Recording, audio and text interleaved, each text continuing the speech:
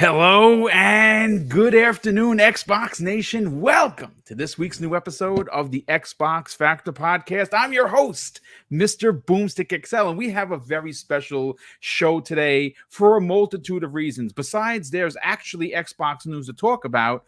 We have two new members to the panel. Now, again, today we're lucky enough to have Pong with us. We have Josh, we have Mav. We do not have Boxenberger. He's stuck at work, and VJ is still under the weather, so wish him well on Twitter. But ladies and gentlemen, what we've decided to do as a team is to guarantee that you're always going to have a bunch of voices to talk to talk to listen to. You're going to see, as you can see right now, we have 6 people in the panel. Next week, we could have 4. The week after that, we could have 8. And when we have 8, we will not have gameplay, but we will have everyone's beautiful faces on the screen for you to see, so we can get a varied opinion on what's going on with Xbox. When we have that kind of a big panel, we're going to switch it up, and it's going to kind of be a no-holds-barred kind of a way where, you know, it's not going to be everyone stepping on each other, but we're not going to do the round robin. Again, we'll see how that works. Hopefully it's not out of control, but everyone here is a professional. So let's start with who has joined the panel. And Daniel McGee, thank you so much for joining us, brother. How the heck are you? And welcome to the show. Yeah, I'm doing great. Thank you so much for inviting me onto the show. It means a lot to me. It's a huge sort of step in the right direction for sort of my career and just life goals. So I really appreciate all of that. As far as how I've been doing, also really good, just because I've been playing that Cuphead DLC, which has been kicking my butt. Yeah, but it's very difficult. So pretty. Yeah, I'm stuck on the last boss right now, but the animation on it just is so pretty and amazing that I keep getting distracted from what I'm supposed to be doing and get knocked out. It's like, well, all right. Well, listen, it's great to have you here. Cuphead, the last course, I believe it is, it's called, is gorgeous. And guess what? Not surprising, hard as hell, to be honest with you. It does put you in your place if you do lack some skills. But next up, making his debut appearance. Now, you've seen his name on not only Primetime, but Xbox Factor Podcast recently, Infinite Umbra, who obviously is one of the voices of the Infinite Xbox Podcast. What's going on, brother? How you feeling? Hey, Boom, how are you? Could you imagine if I sounded like that? Wouldn't it be hilarious? If you did, then that's your voice. Listen, I hate my own voice, so there you go. It'd be hilarious. Come on. Hey, guys. Hey, well, thanks for coming to the show. Is that you, Jason Schreier? That's what he does sound like, that guy. Yeah, that's right. Schreier impersonation. You guys suck. I'm blocking you. No, morning, everybody. Yeah, great to be here officially now. My first day here on the job. Appreciate the welcome, and yeah, man, ready to chop it up with all you all love. Yeah, well, listen, it's great to have you a part of the show. You and Daniel are going to be a big part of joining Pong and Josh and Mav and everyone else, and Boxenberger and VJ, because listen, you guys are positive members of the community. That is something that we preach and we also practice on this channel. And it's great to have you here with your varied opinions. But first of all, Pong, it's been a while, brother. I was saying in the room, I spent 2 hours cleaning because that's what I do. You know, I'm a house husband, so I got to make sure that that place is spotless because I'm a kind of a neat freak. Not in the point where I have twitches, but I got to have a clean house. And Mrs. Boom appreciates that. And I'm sure because some guys are Neanderthals. But I listened to the new episode, the 4+ hour episode of Living Split Screen. Lots of great comments, lots of great topics. How the heck are you, brother? Man, it's been way too long, Boom. This is awesome to be back. Again, real life is what real life is, but it's awesome to finally be on a podcast with Daniel McGee. Welcome, sir. And of course, brother Infinite Umbra, welcome to the family, sir. Glad to have you both here. And of course, getting to see Mav and chop it up with Mav and an N64 Josh and yourself, Boom. Nothing is better on a Tuesday afternoon. So I was just glad I could be here today and join in the fun. But we do have some good topics, Boom. There's a lot going on. Yeah. So let's get down to it. Surprisingly, because news has been a little light. Now, I know I'm seeing a lot of people in the chat, a lot of new faces, which is awesome. But what I do want to say is tomorrow night, not only are we going to be talking about the future of Xbox and with a very special guest making his return appearance, of Dealer Gaming is joining us on Primetime Gaming tomorrow at 7 p.m. The second half of the show is going to be talking about Xbox. We're going to be talking about the 6 months that we don't know about in 2023. What games are those going to be? Because they have to be big only because, well, the first half is going to be big. But we are going to open up, and I have to talk about this because I have a platform, and I don't want to talk about it today because I specifically wrote the show for tomorrow. This abuse of devs that has been running rampant the last couple of days, with the threats, you have that toy box game coming out, Hyperkin, I believe it is, something like that. Those devs were threatened. We also have the devs over at Sony Santa Monica that had D-pics sent their way for release dates. It seems that more and more of the development community is coming forward to let us know that this is going on. And we're going to have a real adult-like conversation to open up tomorrow's show because it's got to stop. And I know Dealer Gaming has been a big, especially on his show on RDX on Tuesdays, has been a big advocate for protecting devs. He's come out in the defense of devs, and he's also said a lot of rightful things to the people that are out there making these threats. So I don't want people to think that we're not going to talk about it. We are, but just not on this particular show. But Mav, welcome back to the program, brother. How the heck are you feeling? Pretty good, man. It's been a while. I feel like it's been almost a month or so since I've been able to be here, dude. It's one thing after another, though. But we're here. Such we is got life. New panelists as well. It's going to be awesome. I love this show, and it's been one of my favorite things to be able to do over the last year or so. So now it's, I think is this the first one since non-E3 that I've been able to be here? It might be, man. Yeah, oh my gosh. Dude. But yeah, it's going to be great to chop it up here. We got lots of awesome topics, and it's good. I also got to give Josh a shout out because last week he held the fun speculation down on the show. So shout out. I saw you, Josh, when I was watching back on replay. I appreciate that, man. I got you, brother. I got you. But yeah, it's good to be back, dude. We're gonna have fun. Yeah, listen, definitely, it's great to have you back. Great to have Josh back. Josh, welcome back, brother. Mr. TikTok himself. You know him as the guy that knows how to promote things or three. Josh, how you feeling, brother? And have you won any of your 100 or 1,000-man Mario Karts? So the beauty of the Mario Kart tournament is that I always play more than everyone else because I'm doing it every day. So I always win. I win. I don't always get first, but I always have the crown. See, so there you go, man. I'm playing chess while they're playing checkers, right? There you go. Well, you're playing 4D chess, actually, what you're doing, and they're playing checkers. I love that. There you go. There you go. Listen, but no, so glad to be here. So stoked for the panel. Welcome, newcomers. So glad you guys are here. If you're brand new to the chat, we're super glad you're here, and can't wait to jump into this. Yeah, absolutely. And real quick, just to give people a heads up, I know I've gotten this question a lot. I try to promote as much as I can. This show, along with everything that Double Barrel Gaming does go up into your RSS feed, your favorite podcast services. They're there. Everything is there with show notes, along with timestamps, Apple Podcasts, Google Podcasts, Spotify, you name it, we're on it. And we do that so a lot of people don't want to burn out their phones by listening or watching on YouTube. Now you can listen to your favorite episode, and it's listed. Everything has graphics, so it's legit. It's like legit. It goes up almost instantly after I'm done with this show. I immediately start downloading. I start uploading, and we get it put onto the your favorite a podcast site. So it's there.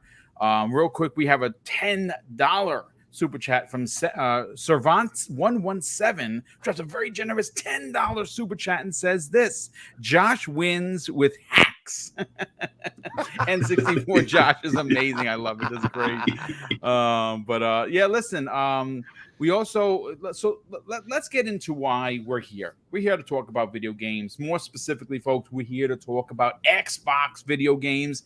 And the first topic gets me excited because, as you see on the screen, Hellblade came out many, many years ago.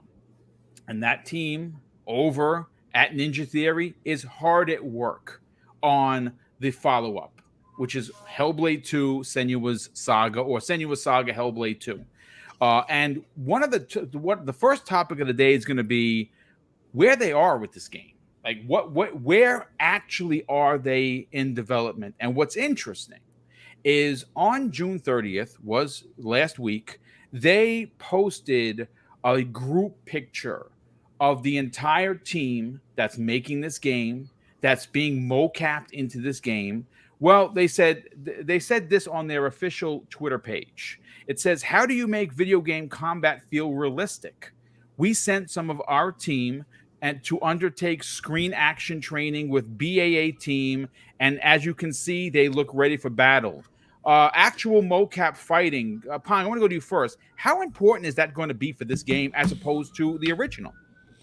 Well, obviously, as we all have talked about many a times when it comes to Hellblade 2, is that we're hoping that they just expand upon, the overall game, which it looks like it's going to be much bigger. From what we've already seen, it looks like it's going to be much bigger experience overall compared to the first one. But one of the big things that people talked about was, can we get some more combat? I'd love to see Senua fighting more, and obviously, by the looks of things, we are going to be engaged in battles. Now, we saw the one with the big giant. Of course, it only showed us throwing spears and some fire, setting them on fire and that kind of stuff. But if you take a look at that and you understand that, if you watch some of the biodocs that they've done, where they've mocapped so many different things now when it comes to fighting, weapons training, all that kind of stuff. And then you look at what they did when they talked about that they, just the land size overall. It feels like this is going to be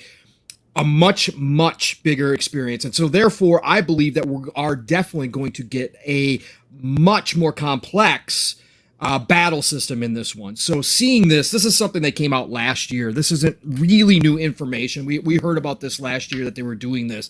But to see this again just is a reminder that I think that this team obviously wants to take it to the next level. And I think that that's what everybody who enjoyed Hellblade 1, myself included, outside of having to take breaks because the voices absolutely, they do something to me after about 30 minutes, 45 minutes. I have to take a break.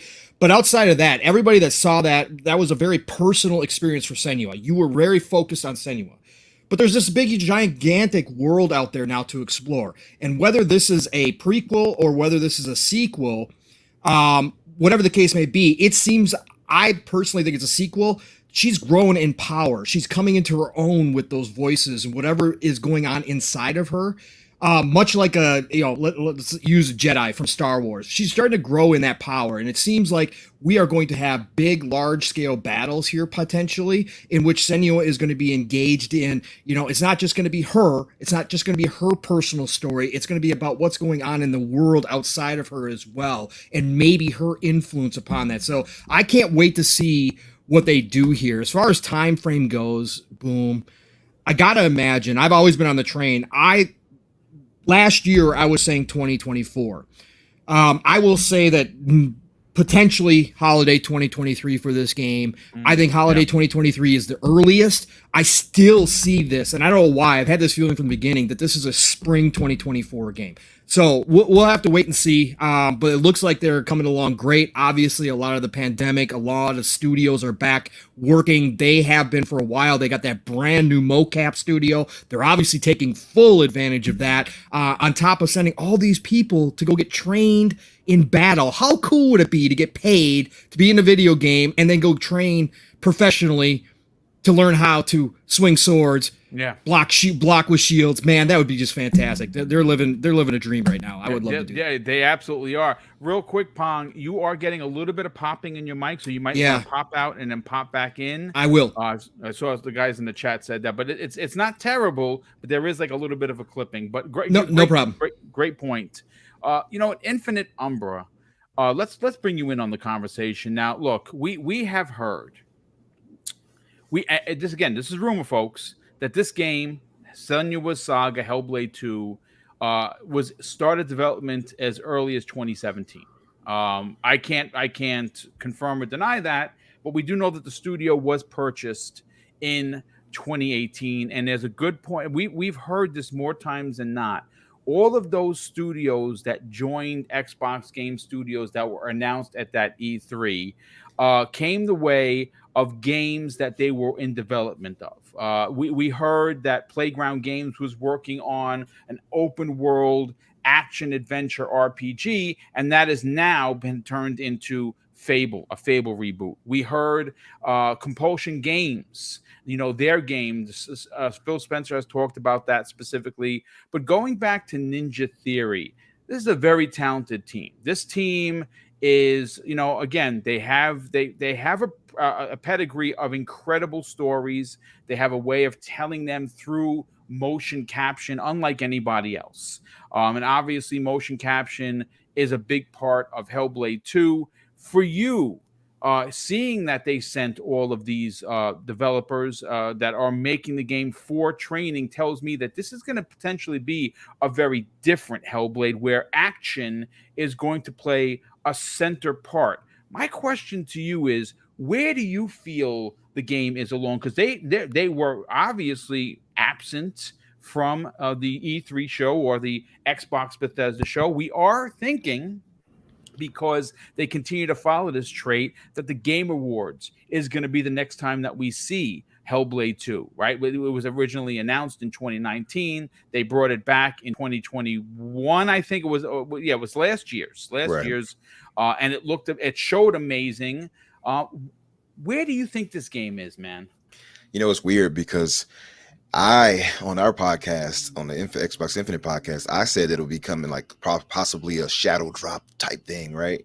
I think my head too far into the clouds, because it seemed like it would possibly be coming out this year. And I don't know, maybe it was just a desperation of us not having anything announced for this year that had me saying that. But it seemed that they were really far along. So I would be surprised if it was 2024. I think even with the announcement, because they came out, if you all remember, I think June of 2021, they came out and spoke on it. They said that, they had a big chunk of slice of a game to do before moving into full production. The chief, I think, design director said so. So they spoke on it last year, and it, like you said, it was announced in 2019 and shown a pretty good, I think, piece of development of how it looked already there. So I think it's going to be bigger than the first game. But so I think personally, even with them doing the mocap, that it would still probably be 2023. I don't think it'll be that far out. It all depends, though. Like if they're going to go full, like I guess open world, but I don't think that's what they'll do. I think it'll be semi-open. So I'm thinking 2023, late maybe 2023. I would. Sense. Yeah, I mean, Pong, who's had to reboot his stuff, so he'll be back here momentarily, makes a great point. And you know something? I'm right there with you. The whole shadow drop thing, I said this game has got to be done. This game has to be significantly done. And obviously, we know what we're getting for 2022. It's going to be a light year for Xbox, and that's the way the cookie crumbles. We can talk about it all day long. You talk about bad management, you talk about bad planning. Stuff happens. There is a pandemic, folks. It's actually still out there, even though people are acting like it went away. It didn't. So, obviously we still have to, be respectful on the devs. Remember, there are people that make these games, not robots. So I would love a year where we know Xbox is coming with their first half of 2023 is going to be ridiculous. It is going to be massive. We already know that Redfall is a part of that conversation. We believe that that Starfield is going to be a part of that conversation. We also know that Forza Motorsport is going to be in that first 6 months. I don't know how they're going to plan this, how they're going to put these games out so they're not eating each other's lunch. It's definitely going to be a tightrope act. But I mean, again, this would be a fantastic holiday game to because obviously, you know, this is something that a lot of Xbox fans, especially if you are a fan of what Sony does. Like, I love the single player, story driven, over the shoulder, narrative, adult theme kind of games. I love multiplayer, but I prefer single player, very much like Pong Soul. I really want them to put a game out there that is on the level of something like a God of War, something like The Last of Us, so it can quiet all the critics finally. You know what I'm saying? Like, it could put it to bed. Hey, we're not only the kings of multiplayer RPGs and racers, but now we have a foothold or a seat at the table when it comes to third person type of games, and Senua Saga is going to be that game for sure. Daniel McGee, where do you personally think the team is? Because, like I said, they were suspiciously absent from Microsoft's E3, and I'm sure that was done because they only had, you know, they only want to show us what's coming in the next 12 months, as opposed to, hey, this is what we have going on in the future. I still think that they should have a future games cast, but once they get rolling with the 12-month thing, I think we're going to be okay. For you, seeing that the team has gone for this training, do you think the game is close to getting done? Do we see this next year, or you think like maybe spring of 24? Yeah, so I mean, I feel like this one is going to be a next year sort of thing, right? As far as I'm aware, I might be wrong on this. I think this is the first game that they announced of all the ones that we know about at this point, just because it was announced alongside the console. So that to me says that it should theoretically be further along than something like Avowed or definitely Fable. So I would not be surprised if we get to the Game Awards this year and there's a big blowout trailer and then a release date for that same time next year. As far as the training goes, I think that's amazing, because I think like you guys were saying, that was like the number one thing that people complained about with Hellblade, although it did seem like a lot of those complaints didn't start coming out until that studio got acquired by Xbox, but hey, who am I? Was that people were saying that the combat of it wasn't particularly great, and I would have to agree with that. It wasn't, you know, the best thing in the world. So them coming out and saying, hey, you know, that one thing that you didn't like about this otherwise stellar game, we're fixing it for the sequel. Like, I think that's the smartest thing they could possibly do. I'm way more excited for this game than I would have been without that. Yeah, no, I absolutely agree, and I think that Umbra had made mention of it potentially being bigger.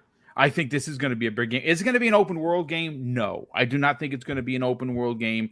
I think it's going to have areas where, like the first one, you can go and you can look around the corner and you can find hidden puzzles. One of the things that people walked away from not a big fan of is the puzzles. Like, there were some times where Mrs. Boom, she's Mrs. Tetris. She is unbelievably intelligent when it comes to solving puzzles. And there were times where I needed someone to come and take a look and say, I'm stuck. She goes, oh no, look over here. This is the pattern. I'm like, oh my God, that was right there. So, I mean, there were some thought-provoking instances, but a lot of people got frustrated. I didn't mind the combat per se. The puzzles, as you saw in this video, this is an older video. I was stuck in that puzzle for like 20 minutes. I hated those puzzles. People are like, man, this Boom doesn't know how to play. No, it's. I actually had recorded this footage. I don't know, it probably last year, and I hadn't played in a while because I beat it multiple times. Once without headphones, and I played it again. Man, if you didn't play this game, let's say, for instance, you missed it. Maybe you didn't know if this was a game for you. You should try it, but I encourage everyone that you have to play it with headphones because it is an entirely different experience altogether. But good stuff. Hey, Mav, let's get you in on the conversation. We haven't heard anything. I think that is going to be something that Xbox gamers are going to have to pretty much get used to. It appears that Microsoft is going to be doing this, fiscal year 12-month thing. It didn't work out this year, obviously, because they had nothing to announce. So his Pong is back. But I'm sure that once the cadence of games releasing is going to be like next year's, Bethesda, Activision, Blizzard, Xbox, King showcase that they're going to do is going to probably have a much better a view of the future, and we'll be able to say, oh, okay, now I see this is coming out in the next 12 months. Great, right? For you personally, where do you fall on the status of Hellblade 2? How close do you think this game is or isn't? I don't think it's that close. Okay, I mean, I have optimism. I would love to hope for holiday 2023. Like we've talked about it before, like about it. Yeah, that's the best I think we could hope for. But like, just if you see where they're at with that, okay, so that picture was posted, I believe, by that training group back on like the 20th or so, and then I believe they made a tweet later, a couple weeks later. So I'm just trying to put I don't know how game dev works, you know what I mean? But I would imagine there's going to be all the scenes that they're working on, like learning this training for, they still got to shoot them, then they got to like, do a bunch of work on the back end after all that work is done with editing and touching things up and stuff. I don't know, man. The thing is, their Xbox is going to be in such a good place that I don't think it matters. You know what I mean? Like next year, we're going to have so much stuff that I'm not going to be like missing Hellblade 2. Like, where's Hellblade? I'm not going to care. There's going to be so much stuff to play next year, right? So, and Starfield is going to eat up everyone's life anyway, especially Pong Soul. He's take a good look at this fine, handsome man here, because once Starfield comes out, that's it. You're never going to see him again. Exactly. That's that. You got Redfall. You got Forza Motorsport. Then I mean, a bunch of other things that are in the works. Plus all the third-party deals and all these things. It's like there's a relentless amount of stuff coming when you talk about the pipeline, right? Yeah. So indeed. When we say, oh, I think this game's going to be far away, so people are like, oh, that sucks, but not really, because maybe that's going to mean that the game is going to be bigger and better than we all hope for to begin with, because when they talked about it originally, and I can count about 3 or 4 times we've seen this game. There's the original reveal with the mind-blowing trailer, right? Then there was the Iceland scene when we got updates, and they kind of showed us, and they talked about the scope of it being much bigger, and they showed us like shots of Iceland and how the team went there to record all this stuff, and then now we've seen, we heard about the mocap studio that they were able to do a new state-of-the-art one, and then we have now shots like this. So we saw the other gameplay trailer, so we know the game's legit. We know what it's going to look like now. I'm completely content with them taking as long as they need. I mean, even if it's 2025, I don't care. If I was to make a bet right now, I would probably say holiday 2024, or fall 2024. That's around that time. If I was to make a bet, but like it could be it could be into 2023, could be early 2024. I don't know. But at the end of the day, the beauty of what Xbox is doing with all of these studios and having so much investment in all of them, they're going to allow them to take the time they need to make the games. They're not going to be rushing stuff out just to get it out. You know what I mean? Yeah. So that's gonna be mean for bigger games, better games, and at the end of the day, I think it's going to be a match. So I don't care how long it takes. Give it to us into 2024, early 2025, late 2023. Just make sure it's done and everything you wanted it to be, and it looks like they're taking all the steps to make this an absolutely incredible game, because the first game was a masterpiece, and this deserves to be 10 times the game that even was, especially with the talent that Ninja Theory has. I think it's going to come down to them proving that they are that Naughty Dog type level capable studio. right? Indeed. And Yeah. it takes time. It takes time to get those games done. Well, one of the things here's the thing. In regards to what you're saying, Matt, I want to bring Josh into the conversation. Josh, I come at this from two parts of my mind. Mav is making great points. The last thing Xbox needs, specifically for first party, is to have a game come out that's supposed to hit and it doesn't. Right? We the last thing that they want, the last thing anyone at Microsoft wants to see or hear is a game that's expected to hit like a 90 meta and it's hitting like a 70. Now I know meta for a lot of people doesn't matter, but it actually does. It does matter. It's not the end all be all. But just rewinding it back to the start of this year, what did we see happen? One of my most anticipated games, in my opinion, flopped. And you can go and say Elden Ring is the reason why Horizon failed, and you'd be right to have that opinion. But here's the thing: as someone that has been championing that game since the original and was all on board for the second one, there is nothing worse and very, very uncharacteristic of Sony to release a broken game, because that's what the game was. It was broken. Gorgeous to look at, sure. Incredible story in my 8 hours that I played. Love the growth of Aloy. I thought she went from meek outcast to this super powerful woman that represented so many. And any guy or girl that walked away from that game feeling empowered because of the character growth. Now, I follow the story very closely because I really like what they did over on that team. And I haven't been back to play it because the bugs have been egregious, right? They have been, it's all people have talked about. Nobody wants Hellblade 2 to be known for, oh man, a game looks gorgeous. Wow, the story, the sounds with the headphones, awesome. But man, those bugs, man, our combat is clippy and she's running through walls and she's getting stuck climbing or falling off the ledges.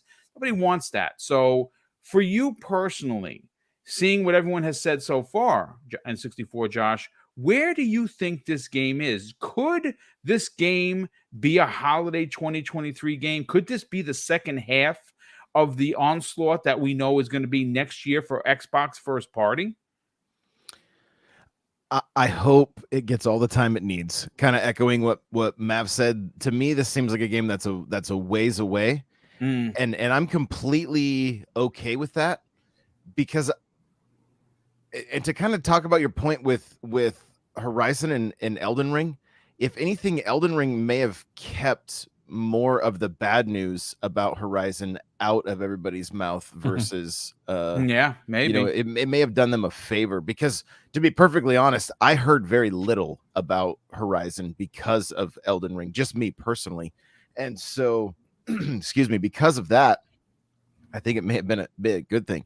I want the exact opposite with Hellblade. I want a reason to play this game, because I have not touched the first one.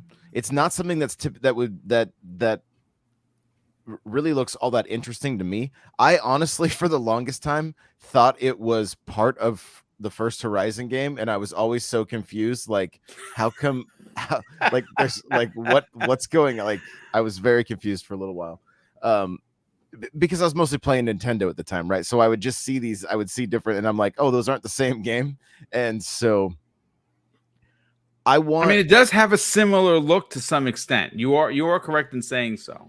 It was just like marketing materials and stuff that I was seeing, So, but what I want to see happen with Hellblade 2 is that there's so much hype, and everybody that's playing it is like, you can't miss this. Yeah, and that means they need all the time in the world to get that game to that level. So. Do not rush anything. Microsoft cannot have any more egg on their face when it comes to first party games. Yeah. Mm-hmm. They need to shine. They need to shine. They need to prove that they can deliver. Exactly. Is really what you're saying. Yes. Yeah. And I mean, and they're also proving, I think with Game Pass, and by taking the time they need, we're in a very strange time with gaming. I talked about it a little bit last week on the show, like with the stuff Nintendo's doing, and where like they're releasing $60 games that should potentially be free to play or at least discounted, right? Yeah. And for Microsoft to take the time to make sure that if you're not in Game Pass, if you're dropping $60 on this, you're getting your money's worth. You're getting value out of it. But then also making Game Pass look that much bigger. I mean, every one of these games need to have people wanting to sign up for Game Pass. Yes. That's how Xbox wins. And that happens by giving the devs all the time they need, knowing that they're doing more with mocap. I mean, that is going to lead to a more immersive experience that's going to get people hyped and talking about this. And that's what we need with Game Pass. That's what we need in the Xbox ecosystem. 100%. Yeah, I absolutely agree. I definitely think you're onto something for sure. Giving the time that they need for a very solid story where it doesn't have bugs, where the combat is what people, again, there were two aspects of Hellblade that there were some complaints with, puzzles being one of them. Some puzzles were extremely frustrating. Some people could not figure out the shapes, and the combat was. I thought the combat was fine. I had no problem with it. As you can see on the screen, it is what it is, but it was certain areas at certain times. Most of the time it was, as they called it, a walking simulator, right? Getting it from A to B to C to D. And in between those, you had some combat. You had some, areas where you had to block, you had to counter. I think what they're looking to do, and I expect that the next game is going to be double the size. I think it's going to include the combat. For all we know, it could even offer some sort of RPG elements, which I think suits this type of open world game. I would love to see where maybe the focus is, a little bit more well-rounded, meaning, you're going to get RPG elements. You're going to get the story. She's still battling, a real life mental disease, right? That's at the center core of this game. And they want to continue that conversation. And they've done it to great success in the first game. And I would imagine they're going to continue that conversation in the second. Hey, Boom. Yes, sir. Just to add, and what might lead to what Mav and Pong and had pointed to on as far as 2024 and such, is that you had Tamim Antoniades, who is the co-founder of Ninja Theory. He spoke on it before recently. Well, maybe I think a year ago in an interview, and he said that the goal with Hellblade 2 isn't to perfect it, but to create an experience that feels more believable and more refined. Yes. So it's ambition, in terms of scale is bigger. So he thinks the Hellblade 2 is going to make part 1 look like an indie game. So it's going to be pretty big. Well, yeah. To that point too, Umber, we have to look at where Ninja Theory was at the time when they made Hellblade. Like they were down to they were tiny team. They had that was like their last chance. You know what I mean? At the time, like they did what they could to be able to get this game out to begin with, right? And when they got that game out, it became like, whoa, what's this? Who's this team? Like, what did they just create? Like, wow, it's getting like all these like Game of the Year nominations and all this stuff. And I slept on it. I mean, I tried it at first. I was like, that wasn't for me. And then years later, like everybody kept talking about Hellblade 2 and how amazing Hellblade 1 was. And I was like, okay, I'm just got to give it a go. Ended up, I sat there for 10 hours straight, couldn't stop playing it. And I was completely immersed. It's one of the most amazing cinematic experiences I've ever played. And Ninja Theory at the time when they made that game was not what they are today. They didn't have the budget. They didn't have the studio. They didn't have all the tech that they're working with now. And that there's a reason why Microsoft chose this to be one of the big first next gen games that they showcased, right? Yep. They showcased this like right when they even before they showcased the Series X, I believe, right? Yes. And this was that first big next game from them. And I think there's a lot that is at stake with this game specifically because it is that type of game that everybody's like, well, Xbox doesn't have this in their portfolio. Yes, it's that third person great point, action adventure type game, but this with the heavy cinematic storytelling, all this kind of stuff, right? And when this comes out, that's why I kind of compared it to Naughty Dog because it is that style of game. Now it's different in a lot of ways, but they don't want to make a copycat of God of War. They don't want to make a copycat of Uncharted. They don't want to, or I said God of War, but that's not Naughty Dog. But they don't want to make a The Last of Us. Yeah, sorry. The Last of Us or Uncharted, right? But it does have a lot of that essence in it, right?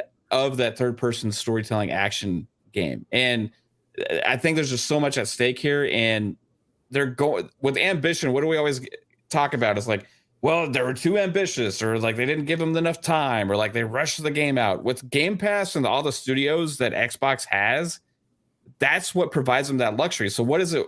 Was it worth having all these games and all these studios and all these games in development if you're going to rush everything out? The point of it is to give the best of the best, right?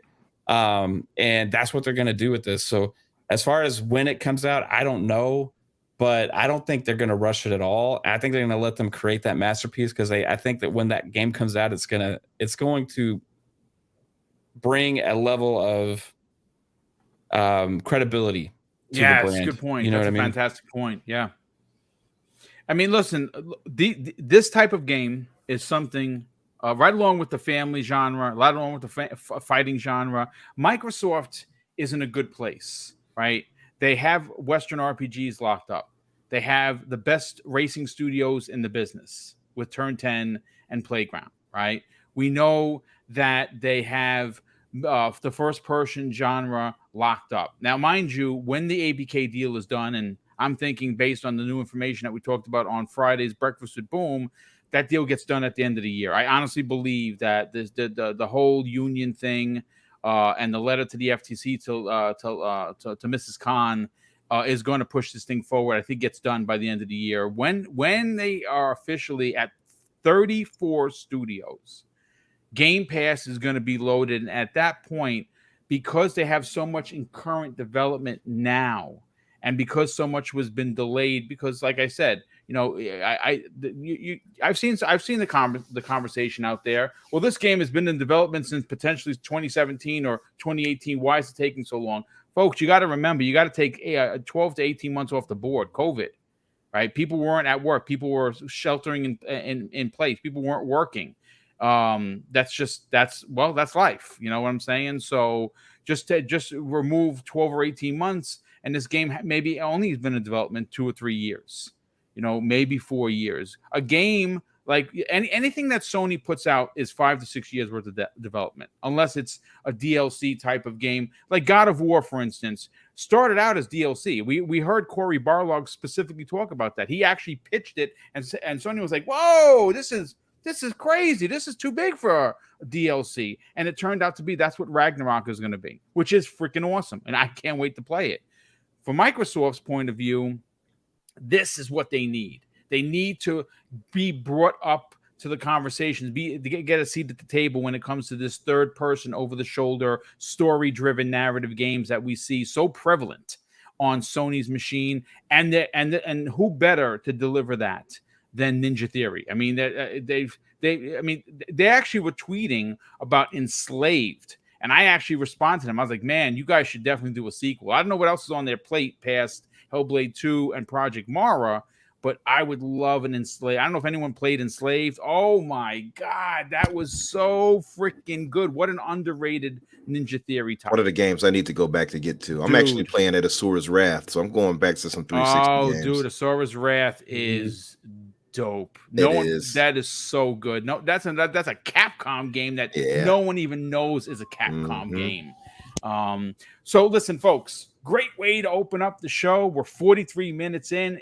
We have 330 people here. If you are new to the channel, please consider subscribing. The goal for this year was to hit 10K. And thanks to the Iron Lords, my brothers, we did that in January. And now I have Mrs. Boomstick and I have set another goal for us. And that is to close out 2022 with 12K. That would be a monster year, bookend year for us. Start off with 10K, hit 12K, and go into 2023 running full speed. And you can help me get there. We're close to 11K right now, and we can do that with your help. And if you, of course, are already subscribed, please consider hitting the like button. Trust me when I tell you, it doesn't cost anything. But let me catch up with some of these super chats, and we will move into the Halo topic. And I'm going to Josh first on this because co-op. I know, Pong, you talked about this with Steel Rain, who is in the chat, by the way. You cannot wait to play Halo co-op, and it's coming. It's in beta right now. I cannot wait to see. I have to finish that game with people from this community. I want to play it on Legendary. I want to finish that game. We're going to get into that momentarily. But Servant117 drops an additional $5 super chat and says, is the idea of first party overblown when Xbox is primarily focused on Game Pass content? That's a good question. And we will tackle that for a second before Halo. It's overblown might be too big of a statement. I think that it's necessary. It's important to Xbox Game Pass for Xbox first-party games to be in there because obviously as great as the third-party games dropping in there, like a Turtles, for instance, which is in the game of the year running for me personally. I don't know how people love old school games like that. It's a masterpiece. It's in Game Pass. They need to have representation of their own works, their own wares, and they have to be bangers. They have to be, because you look at Sony, right? And again, when you talk about Xbox, you got to talk about Sony, folks. Their service does not offer day and date, but what they do offer in their second and third tiers is some of the greatest and most highest reviewed games in gaming, right? You know, you got your Last of Us in there, you got your God of Wars in there, you got your Days Gone, you know, put whatever's your favorite Sony game, it's in there for you to play. And Microsoft needs to populate Xbox Game Pass with first-party bangers. That is not Halo. That is not Gears. That is not Forza. They need to have others. I'm going to throw this to the panel real quick. Pon, we'll start with you. Is first-party an important aspect to Game Pass? Yes. I do believe it is. I think that's what they based it all around. Day and date obviously became kind of the key words when they were selling the idea of Game Pass. Of course, is it the be-all, end-all? No, it's not, as you can clearly see, right? Microsoft and Xbox have gone out and garnered tons of third-party support for Game Pass and continue to do so by opening up the checkbook. But at the end of the day, your first party, again, for me, it doesn't matter because I play everything, right? You're a grazer. I'm a grazer, absolutely, and I'm proud of it, right? So I always have something to play. But what I'm going to say is first party does give your brand an identity, right? Yes. That. I mean, again, when you say Nintendo, Mario, Zelda pop in your head instantaneously. Metroid, they all pop in your head instantaneously. When you say Sony or PlayStation, right? You have certain titles depending on what you love, but Gods of War, the God of Wars, The Last of Us, they all pop in your head. And with, you say Microsoft, Xbox, you get Halo, you get Gears of War, etc. So that drives your identity in the marketplace, right? And so you do have to have those first-party titles. Now, as far as the sales aspects go, that's what Xbox and Microsoft are changing. Do the sales of those first-party titles matter as much anymore when you have a subscription service? Well, no, not as long as your subscription service is thriving, not as long as you are keeping people engaged in your subscription service and that they maintain that subscription.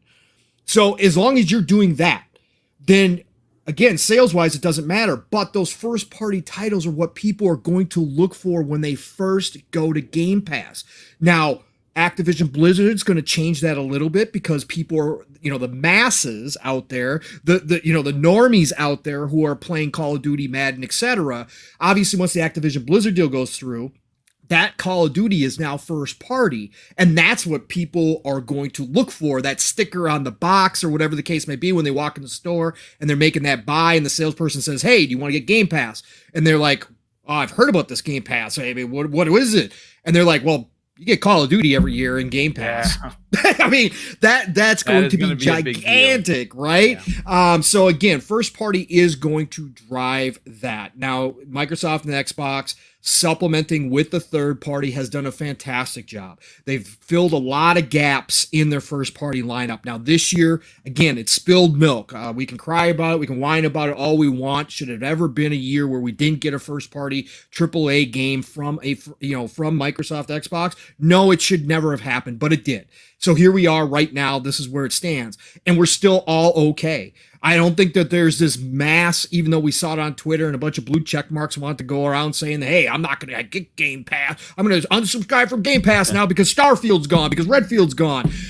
Look, that ain't happening in droves. That ain't happening in numbers at all. Why? Because they're still giving us all this content each and every single month, and there's something for everybody in there, and that's their ultimate plan. So first party is gigantic. It is a big deal. Microsoft is making more investments in first party than any gaming company in the history.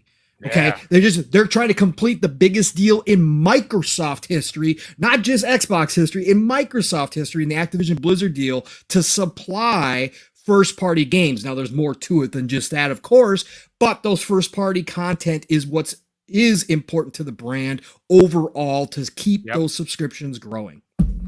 Good stuff. Good stuff. Let's bring Daniel McGee into the conversation. Great question. The idea of first-party, is it overblown for Game Pass? Oh, no, absolutely not.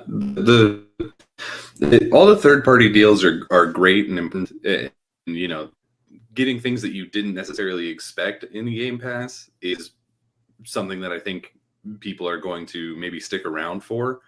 But when you think about other streaming services, you think about Netflix, you think about Disney Plus, people are coming in for Stranger Things. They're coming in for The Mandalorian. They're not, you have to have that identity. You have to have those established brands that people know that they're going to get if they come to your service. And Halo, Gears, and Forza, I mean, those are fantastic series. They kept Xbox afloat for an entire generation pretty much by themselves. So, I don't want to say, that those aren't enough, but I think at this point, you got to start doing some other things, right? And we're seeing that, obviously. They own upwards of almost 30 studios that don't make those things. So we're obviously going to be getting a lot of new IP and more interesting maybe things into the service. But I think it's incredibly important. It's the important thing for Game Pass is the first party titles, because that's the number one thing that you can always guarantee is going to be in there. Yeah, absolutely. And it is a selling point for sure. Infinite Number, let's get your opinion. Importance of Xbox first party for Game Pass specifically. Is it overblown or a necessary evil, so to speak? It's a bit of both, but I think it is a bit overblown. Once I even had that, I guess, epiphany on our podcast, we were talking about that. And I was like, man, we don't have anything coming for 2022 from first party. But then I said, but guys, let me ask you, does it matter when we're getting all these games coming third party into it? Because it feels like de facto first party to a degree. Ultimately, I don't think it matters. I mean, it does to a degree to say that Microsoft still seems like they haven't gotten things together, right? So it's going to look bad on that in that respect, like they haven't gotten things together management wise. So absolutely, it does matter. But as a gamer, if you're just talking about things you get to play, as long as there's quality titles in there, it really shouldn't be an issue. As long as when those titles, first party titles do drop, they are quality and great and well, delivered, then it shouldn't be an issue. And I'll just say this too. They just announced some of these games coming to Game Pass. They put Yakuza Kiwami and such. Yes, they just dropped that in there. It was taken out in December, I think. Absolutely. So check this out, though. As I just said in the chat, we got Peppa Pig coming in there. So y'all can't tell me that anything. Is, Game it's funny. of the year. Game of the year for a lot of people. I was actually just talking about that with Kay Asante, who's in the chat, and he was like, "Listen, I have this incredible TV, and it's all my daughter wants to watch is Peppa Pig. And when she found out that it's coming to Game Pass, forget about it. His console is lost, by the way. She's in it. Hello. Yeah, Yeah, we win. I mean, hey, what do we have to complain about? We got Peppa coming, y'all. Peppa Pig, Game of the Year, Cheer 2022, up. no doubt, no doubt. Yeah, Game of the Year edition, Xbox Game Pass. No, I mean, yeah, but seriously, since it's like a de facto, it makes these games de facto first party in a sense. If they're quality games coming too, I don't think there's anything really to complain about. And then we don't know what else they might get for third party exclusivity. It's into Game Pass at least, so I don't complain about that. Yeah, no, I mean, good stuff. Matt, let's get your opinion on this, brother. Importance of first party for Game Pass. I know listen, it's a silly question, but for me personally, but Servant117 asked an unbelievable question that's worthy of a conversation. That's why we kind of pivoted a little bit. Is the first party overblown for Microsoft to sell Xbox Game Pass with the amount of games that is currently in there? I don't think it's overblown. But I think that once they get into this cadence that is going to arrive early next year, it's going to be a conversation that if you're not subscribed to Xbox Game Pass, you are missing out. Yeah. So I think first party is not overblown. It needs to be there. It's the identity of the brand, right? 100%. So yeah, but that identity is growing because I keep acquiring all this stuff. So like a first party is, as we know it in the past, was like Forza, then Halo, Gears, and other games along with that. Regular first party has increased. We got lots of that we know about, plus also the acquisitions. So first party is expanding like crazy. So the notion of what we think of today as first party will be completely different, especially after this Activision Blizzard deal goes through. Because then you're talking about Call of Duty and all these other things, right? And then some of those will not even be exclusive. You know what I mean? So a first party, yes, it's very important. But I think the number one thing that is important for Game Pass is day one. 100%. Like whether it's a big third party game, whether it's a big first party game, that is what's going to bring the people in to subscribe to the service, because guess what? That's what saves you money. Yeah, right. It does. So when you're looking for value and you have a big AAA type game that you're really excited for, you'll be like, okay, do I spend $60-$70 or do I spend $10 to $15, right? Depending on what option you choose. And I think that's the number one avenue and to get people in the service. Now, the first party is the easiest thing to do that with because they have complete control, right? So obviously everything that is first party will be in there day one. But I think in the meantime, big AAA, big tentpole games that people are really excited for, to be able to get those into Game Pass day one is equally as important, right? So yeah, no, I absolutely agree. Let me start this Halo footage. As you can see, I didn't solve that puzzle because, God damn it, that broke. I remember that one. I hunted for that one for a while. Boom. Oh my God, please! It's just ridiculous. Just ridiculous. I was streaming and I had like 10 people trying to explain to me where it was, and I was like, I couldn't figure it out. I think that's one of the puzzles I had to call Mrs. Boomstick, and I'm like, listen, honey, I can't figure this out. I need that Tetris brain of yours. Josh, look, here's the thing. Microsoft is in a position where Xbox first party is going to dominate the conversation. Unfortunately, we have to wait till next year, and that's fine. The cadence will be delivered. For you personally, how important is that first party cadence to Xbox Game Pass? First party couldn't be like more important to me. The problem is it seems like it's been continually mishandled, other than like Forza, as far as the most recent games, right?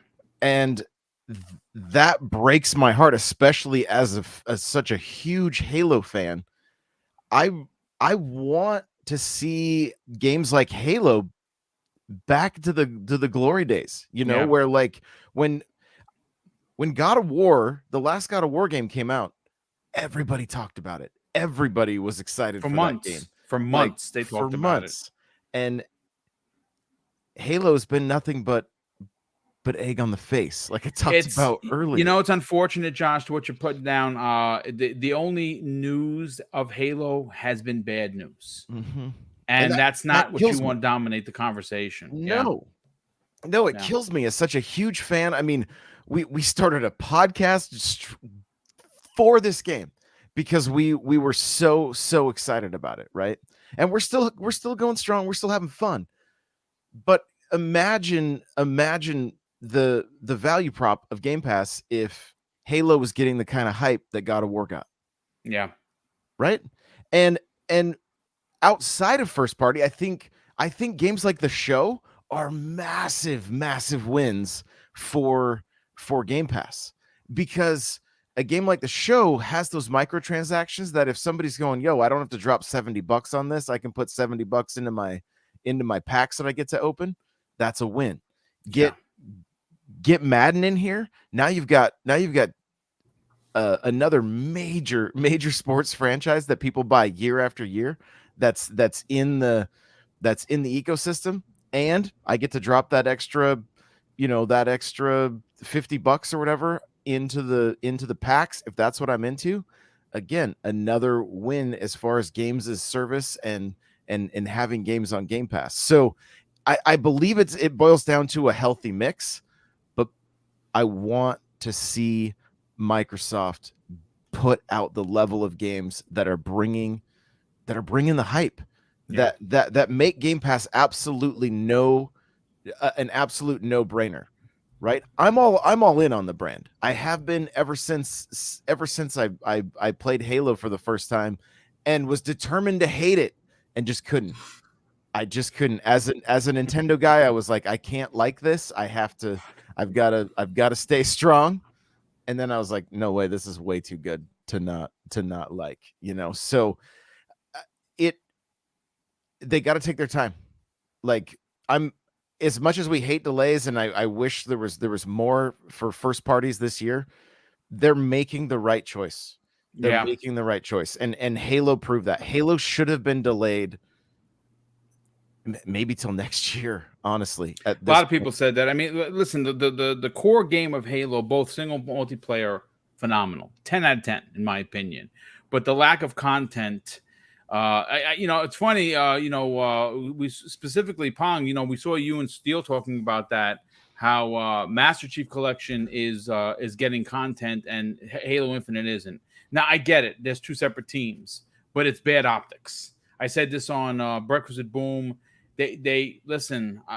I would hold off announcing anything for Halo Master Chief Collection until you got something to mention about Infinite, because that game is old, and I know that people still play it, but that's not what's important, at least in my opinion. What's important is what you see on the screen right now, and the fact that you released a battle pass that's going to be 6 months. I finished in the first 2 weeks. My battle pass is done. I had to go back and finish the second one. I went to doing battle pass 1 and 2 in a month. Wow! And I put a ridiculous amount of time. I got 13 days in Halo Infinite. I absolutely love it. But there's nothing for me to do now. There's literally nothing for me to do. Boom! I'll go a step further than you. I think. Well, I know I got more days than you, just a bit more, because I know you put in a ton. I put in a ton. I'll go a step further and say they just should have pulled people from MCC period and put all hands on deck to Halo Infinite. Yep. Absolutely. The MCC can wait, as far as I'm concerned. I agree. The game is massively old. Listen, I know that we're going to be getting, we're going to be getting some of the old maps, and you can't just, copy and paste a map and put it into Infinite. I'm not a boo, but yeah, you need to do better. But listen, that's good for Savant117. Great question. So much so that it actually became one of the topics of the show. So thank you for that. Let me catch up with some of the super chats, and we will get right into Halo co-op. And of course, 343s. You say 343 Industries, and I used to say just great Halo, great Halo. Now it's controversy, and it's a big nothing burger, but we still got to discuss it because I'm looking forward to co-op. I know a lot of people in the chat are. We're almost at 400 people here today, and we're going to get to that Halo conversation momentarily. Drawn TJ, generous friend of the program, drops a $5 super chat and says, "Morning, guys. Xbox has the games and a new Midnight Club in development. I'm happy." Yeah, that's what they absolutely do. And then we will be getting them closer to next year, which is fine. Again, it is at this point, it just is what it is. No crying over spilled milk. Luke Skywalker, what's up, brother? He says this after dropping a $5 super chat. With Hellblade, will Hellblade be Microsoft's God of War when it comes to cinematic experience? I'm gonna say that it could potentially be Hellblade 2. First of all, Hellblade 1 was an incredible story, and that was like what 16 or 20 devs put that game together with a mediocre budget. Now that they have the backing of Microsoft, I think the team has doubled. I think they have 40 plus people, which in retrospect of these kinds of games, that's still small. That's like indie small, but they know what they're doing, right? They're incredibly talented over at Ninja Theory, and I cannot wait. But I think that it does have the potential to be one of those tentpole Sony type of experiences, except on Xbox. Don Otaku drops a $5 super chat. And thank you, Don, for being here. And thank you for the generosity. He says, I'm just going to slander Asura's Wrath real quick because the game is a complete is a complete garbage for the simple fact that they sold the true ending as DLC. Yeah, they did. And that was kind of crummy, but you can't take away from those boss battles when the size of the hand of the boss is bigger than the screen. It is truly epic, but you're absolutely right. And Donald Taco drops an additional $5 super chat and says, first party really doesn't matter as long as there's quality content. If Elden Ring was day one, it would be more for Xbox Game Pass than Hellblade or Avowed. Well, you know what it is? We didn't know that that was going to be that kind of a game, to be honest with you. I don't think anyone saw it coming. That's why, Aloy went up against it, and unfortunately, that game saw the same thing that happened with Breath of the Wild when the first Horizon came out. Right, it went up against Breath of the Wild and got curb stomped, which was, they're both great games, but it couldn't handle the popularity of Zelda. It was Zelda Zelda Breath of the Wild was a masterpiece. That's a 10 out of 10. And then it just so happens that this year it releases after being delayed several times into an area in the year that normally Sony does really well with their games, and no one saw that Elden Ring was going to come in and just be this. I mean, it sold 13 million copies in its first month and a half. I mean, that's madness, especially because it's a Souls-born type of game. Like even a guy like me, I got 60 plus hours into the game. 60? Do I have more than that? No, I have way more than 60. I think I'm like 180 hours into the game. I have not beaten it. That last boss is a real MF. Let me just tell you that. But listen, Elden Ring definitely surprised, but it did have crazy buzz around it. I think it outdid everybody's expectations though. It as did, far as things 100%. go. Yeah, no, absolutely. But let me see. I think I got up to date on the super chats. We do have a channel member that Highlander01, who's been a channel member for 2 months, says this: I'm glad Peppa Pig and Paw Patrol are coming to Xbox Game Pass. Now my 10-year-old daughter can play with Daddy on his Xbox. We need more family games. From your mouth to the gaming god's ears. I think we need a banjo. I think we need a conker. I think we need a fighter or at least a kart racer. I've been banging that drum forever. And one of the things that we're going to be talking about on Thursday, I'm sitting down with one half of the dynamic duel of Game On Daily. Asa and I are going to be sitting down, and we're going to talk about the recent information that came out regarding the re-upping of the patent for both blast cores, if you even know what that is. So that's a launch cable for the N64, but more specifically, Viva Pinata. That's right, folks. I've been saying that the world needs a new Viva Pinata, and I think Microsoft agrees, and maybe we'll get that sooner than later. But listen, let's get into the topic of Halo. It was announced, folks, that Halo co-op is coming, right? We knew that for quite some time. It is a big deal. Co-op there are a lot of people that have not played Halo Infinite because they are specifically waiting to play with their dad or play with their brother or their wife or whoever. Halo is an experience that normally goes beyond just the game itself. There's a lot of story and history. If you ask someone about, beating Halo Infinite in Legendary, there's going to be a different story. And usually it's a story of fun and triumph that you got to, hang out with your brother or your dad. I've heard some dad stories. Hey, my dad's a Halo fan and I really want to play with him. Or I played with my dad, and now I want to play with my son and daughter, and that's magical. And now that is coming. But with 343 Industries, pretty much like anything, there was some controversy, and I think it's a big nothing burger. I'm going to get everyone's opinion on about this momentarily.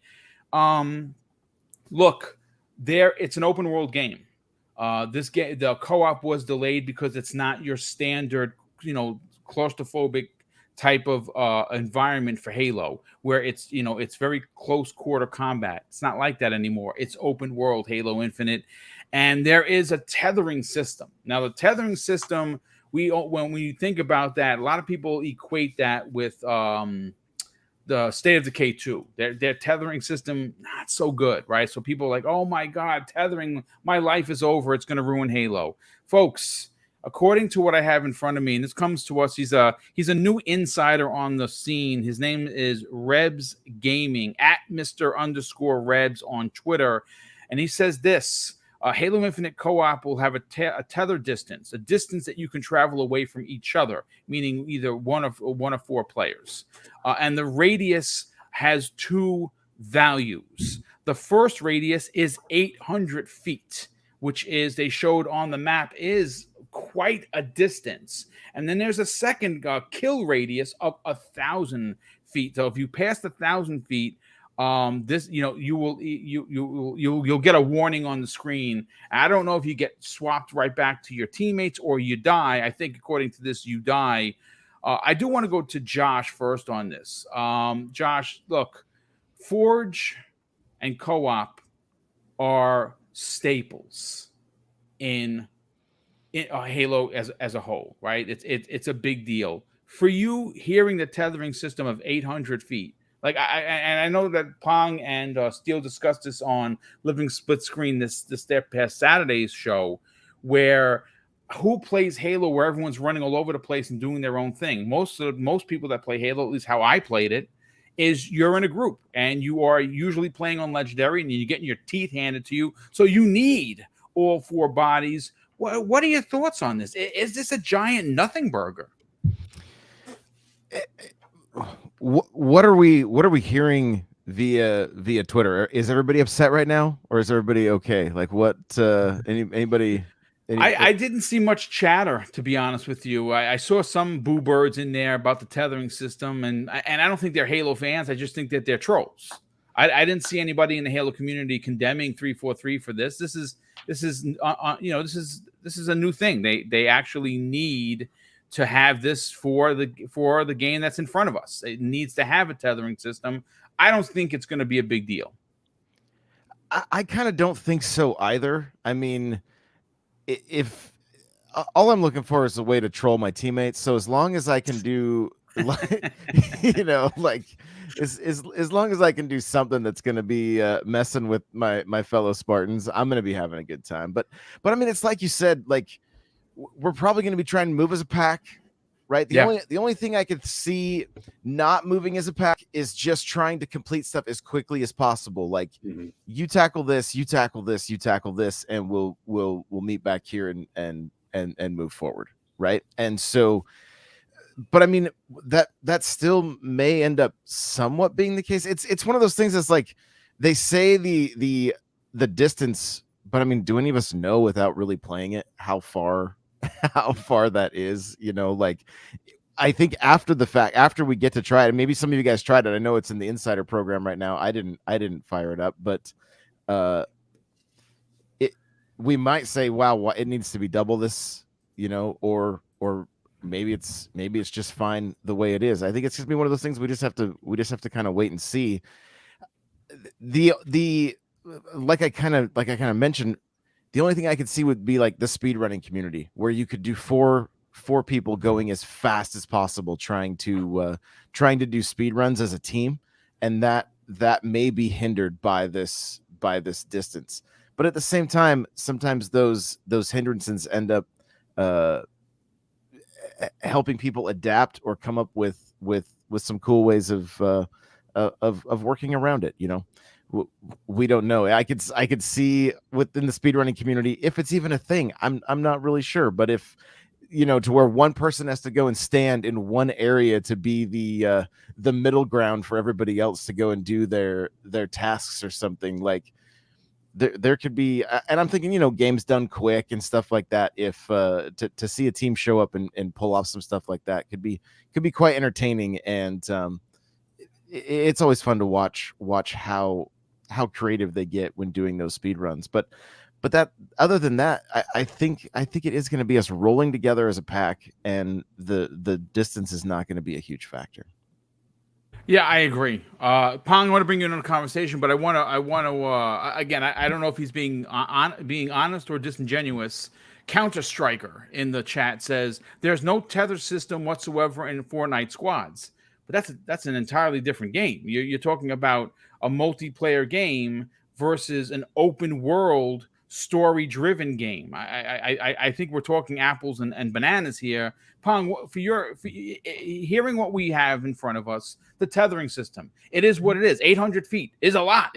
They showed it on the map. It is a significant distance. But again, if you're playing this game on Legendary, I don't see you being on the other side of the map and not being with your teammates. I find that to be ridiculous. What are your thoughts on this? Is this not that big of a deal, and that's why we're not hearing too much about it? Yeah, no, I don't think it is that big of a deal. Would it be better if they could go with a non-tethered system? Of course. But for whatever reason, they had to do this. Maybe this has to do with the Xbox One. Again, I'm not a dev. I'm not a part of 343, so I have no idea why they had to limit it, why they had to have a tether system.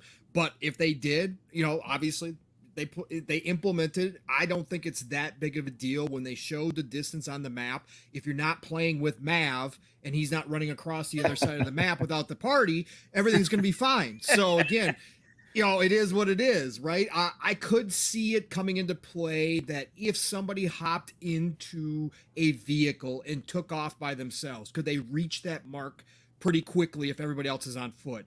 Yeah, I could probably see that happening. But otherwise, again, like everybody's already pointed out, if you're going to be playing co-op, which is a big part of Halo anyways, for the most part, you guys are going to stick together. You're going to be running together. You guys are going to be hopping in vehicles together. You guys are going to be doing everything in close proximity. So I don't think that this is going to be an issue. And I think that's why most people, you haven't heard a whole lot of complaining. Again, if everything was perfect, if we were in a utopia, would we have a tethering system at all? No, but they had to put this in. They obviously had to implement it for some reason, so therefore it's there. And again, the distance from what I saw on the map, from thinking about it, I don't see that this is ever going to pop up as an issue whatsoever. I'm more excited about Forge and what the community is going to give us out of that than I'm worried about the tether system when I hop in to play co-op with Mav and Steel and everybody. I just don't think it's going to be an issue at all. Yeah, I don't think it's going to be an issue either. Mav, let's get your opinion on it. Obviously, you play a lot of multiplayer games. You stream a lot of multiplayer games, which is one of the things I really enjoy about your channel. Is this going to be an issue for you personally, having a tether system? It's a fine question. It's again, we don't know. Pong said it perfectly. We're not on the board of directors. We're not in the trenches developing this game. I don't know. This is what they had to do to get it done. Why is that? Is it because of the engine? Is it because of they didn't go with Unreal Engine 5? I couldn't tell you. I'd be picking straws here. But like I said, I quite enjoyed Halo for what it is. I have always played co-op. I've always beaten every Halo on Legendary with a group of people. I don't see that's going to be any different at all, to be honest with you, because you're going to be with your team. And when you're playing on Legendary, you're trying to accomplish a hefty goal together.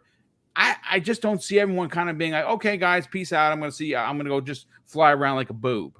I don't see that happening. What are your thoughts on this? Yeah, at first when I saw, I was like, oh, there's gonna be a tether, because it was like, wow, that'd be really cool if we could just go wherever we want and do whatever we want, right? But then you think about it, like, have I ever played Halo that way, co-op? No, I've always played, with a group running together to do the missions, So ultimately, I don't think it's gonna be a huge issue. But when people hear tether, I think our minds go back to like Fable 2, and like we can't like leave the same screen space, and how frustrating stuff like that was back when with co-op back in those days. It's not going to be anything like that. I mean, they put on Twitter, somebody did about what the point of distance this actually is.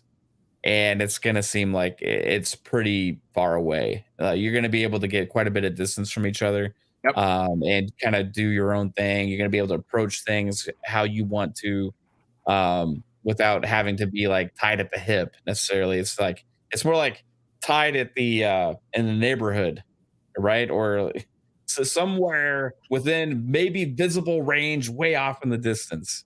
I don't think it's going to be that big of a deal. I like what Josh said about the speedrunning community and stuff like that, because sometimes when you implement rules, it can make it more interesting for the creative ways that people find their ways around them. You know what I mean? So for that, it could be entertaining to see what people do with that, and it could add some actual like value to watching the speed runs of it, just for the creative aspects of them doing that. But other than that, man, I don't really foresee any issues. I'm looking forward to it.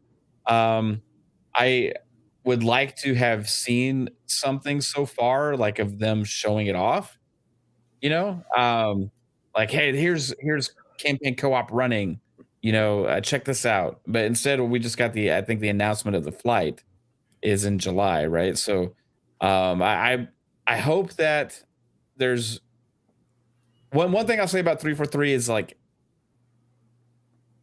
they're very frustrating because it seems like they're hiding all the time. Yeah. And then just dropping like little nuggets of information. They weren't at the Xbox showcase at all. That would have been the perfect time to showcase the campaign co-op stuff. Like, or at least in the extended show for sure. Yeah, though the extended show is 100% where it should have been. Yeah. And the fact that they weren't there at all, Halo, and then afterwards you release some information on like patch updates, you know, and then now we're getting this information and stuff. Just like, come on, be forthcoming, be straightforward, to have some kind of a big reveal, something exciting for the fan base, instead of just this post that was like, okay, cool, we get to find out this information now a little bit, but it's still only going into flight. We haven't seen anything from you guys. I just want them to be more like forward facing and more transparent would be nice. Yeah, sure. 100%. Like I'm excited for it, 100%. I'm gonna look forward to playing it with my friends and stuff. It's not, the tether thing doesn't deter me whatsoever, but it'd be nice to see it, like see something when they make these kind of announcements, you know. Yeah, I think you said something that's pretty interesting. Frustrating is a word that goes with 343 Industries, and as great as a product is, and Halo Infinite is so good. It is. And I'm not a stan where I'm not going to give them the business. I've given 343 flowers. I've also given them dead roses as well, specifically for like Halo 5. Did not like that game at all. Really, really left a sour taste in my mouth. So much so that it took me over 2 years to beat it after it released. I beat it just to beat it. I could care less. Halo Infinite is a whole different story, and they are frustrating at times. They need to do a better job. There's no doubt about it for sure. Pixelbit G, good friend of the program, drops an outstanding $5 super chat and says, every Halo co-op has had a tether that transports you back to the main user. Also, there's a lot of events that trigger by location, so 800 feet is fine. So again, this is coming from someone who knows the inner workings. He's not a game developer, but he knows a thing or three about the game development community. And we also have Don 666 drops a £2 super chat and says, hello from Germany, enjoying the show. Well, welcome, brother. Thank you. That's freaking awesome that we can touch so many different locations with this little show. That is pretty awesome. Let's get Daniel's opinion on this. Daniel, big nothing burger, or is this potentially another landmine for 343 Industries? Well, I mean, I'm sure that there's people who are going to treat it as both, right? Like, there's definitely people who are going to be like, oh, this is the worst thing ever, but they weren't probably playing anyway, so who cares? Right. For me, it's nothing, right? Having the tether distance, like, I understand the person in the chat who was saying, oh, well, in Fortnite, there's no tether distance. My teammate can be on the other side of the island. But I feel like you have to understand that those are completely different kinds of games, right? Yep, Because 100%. Fortnite is already built to have players across the entire map. The only difference in that case is that one of them is flagged as an ally. So it's programming wise, it's so much easier. Whereas on this game, the reason for having the tether distance is almost certainly in order to cut down on how much of the game you have to draw at one time, because it is so much of a higher fidelity and has so much more going on than something like a Fortnite. So, the reason that tether distance exists is almost certainly in order to improve performance, because once you get further apart, it's just going to start chugging for the host or for whoever, really. In terms of like the other part of it, right, is like, I don't understand. So if I'm playing co-op with my friend, I feel like I don't want to be that far away from them, right? Like if you're genuinely upset because it's like, oh, well, I can't be on the other side of the ring as my friend, then it's like, did you really want to play co-op? Did you want to play co-op in the first place? Yes, like Halo by yourself. Like you could still do that. Like the only instance in which I can imagine that being a useful thing is like I think it was Josh who said, if it was like we wanted to go around and do like the collectibles or something and get that done faster. But I feel like even then, I'm not going to call up my friends and be like, hey, Sky, hey, Alec, let's go pick up all these audio logs. Like, I'm not going to do that, right? We're going to be playing a campaign. Like, right. So in terms of like, I don't know. I feel like obviously this is something that they had to get to eventually. I feel like also we would agree that this is something that probably should have been there at launch. Because it's like, I might be the dissenting voice on this one. I really didn't like the campaign of Halo Infinite. I think gameplay wise, it was nearly flawless, right? Like the grappling hook is amazing. The shooting feels great. The movement feels outstanding. But as somebody who focuses on sort of narrative of games, I feel like Halo Infinite didn't nail that for me. Mostly because there was so much that happened between the end of Halo 5 and the start of Halo Infinite that they just kind of gloss over. And I was like, I would kind of have liked to have been a part of that, entire war that happened, but oh well. But it is what it is, right? So for me, adding co-op at this point doesn't really do anything for me. I'm more looking forward to the Forge mode because I feel like that's going to add a level of longevity to Halo that it very much needs if they're not going to be rolling out content as often as they probably should be. Because, once you get the Forge out there, then some of that weight gets taken off from other people coming back in and being like, what if we put Griffball back in? What if we did zombies again? And just like making those game modes for you. So it is almost weird to me that they're doing co-op before Forge, but I understand that there are a ton of people who Halo is not Halo without co-op. I'm just not one of those people.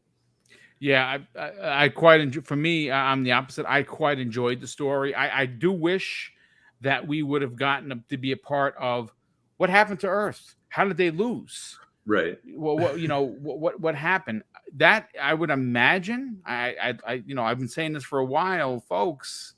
Not to be Debbie Downer here, but where's my single player stuff, man? I mean, the game was delayed a year. Where's all this DLC that we're waiting for? Hopefully, towards the Halo Championship that's happening the end of September. We'll have some potential information. Maybe this year we get an XO. Microsoft has not discussed an XO for 2022. Obviously, they don't have a lot of first-party stuff, but I would love to know if we are getting some Halo content. And I don't mean the multiplayer. The multiplayer stuff is going to come. I really want the single-player stuff. Like I want these rumored story tropes where we get to use potentially even some people in the Banished. I'd love to use Atriox. We heard that we're going to find out what happened to Locke. You know what I'm saying? Why did he lose his helmet? Is he dead? What happened to Team Osiris? You know what I'm saying? Is Buck dead? Did he die? There's so many unanswered questions that I think would be great to add to the story beats of the single player. I don't know how or when they're going to deliver it, but I hope that we definitely learn something this year. Infinite Umbra, let's get your opinion on this, brother. You like playing multiplayer games, Halo being one of them. Is this a giant nothing burger regarding the tethering system?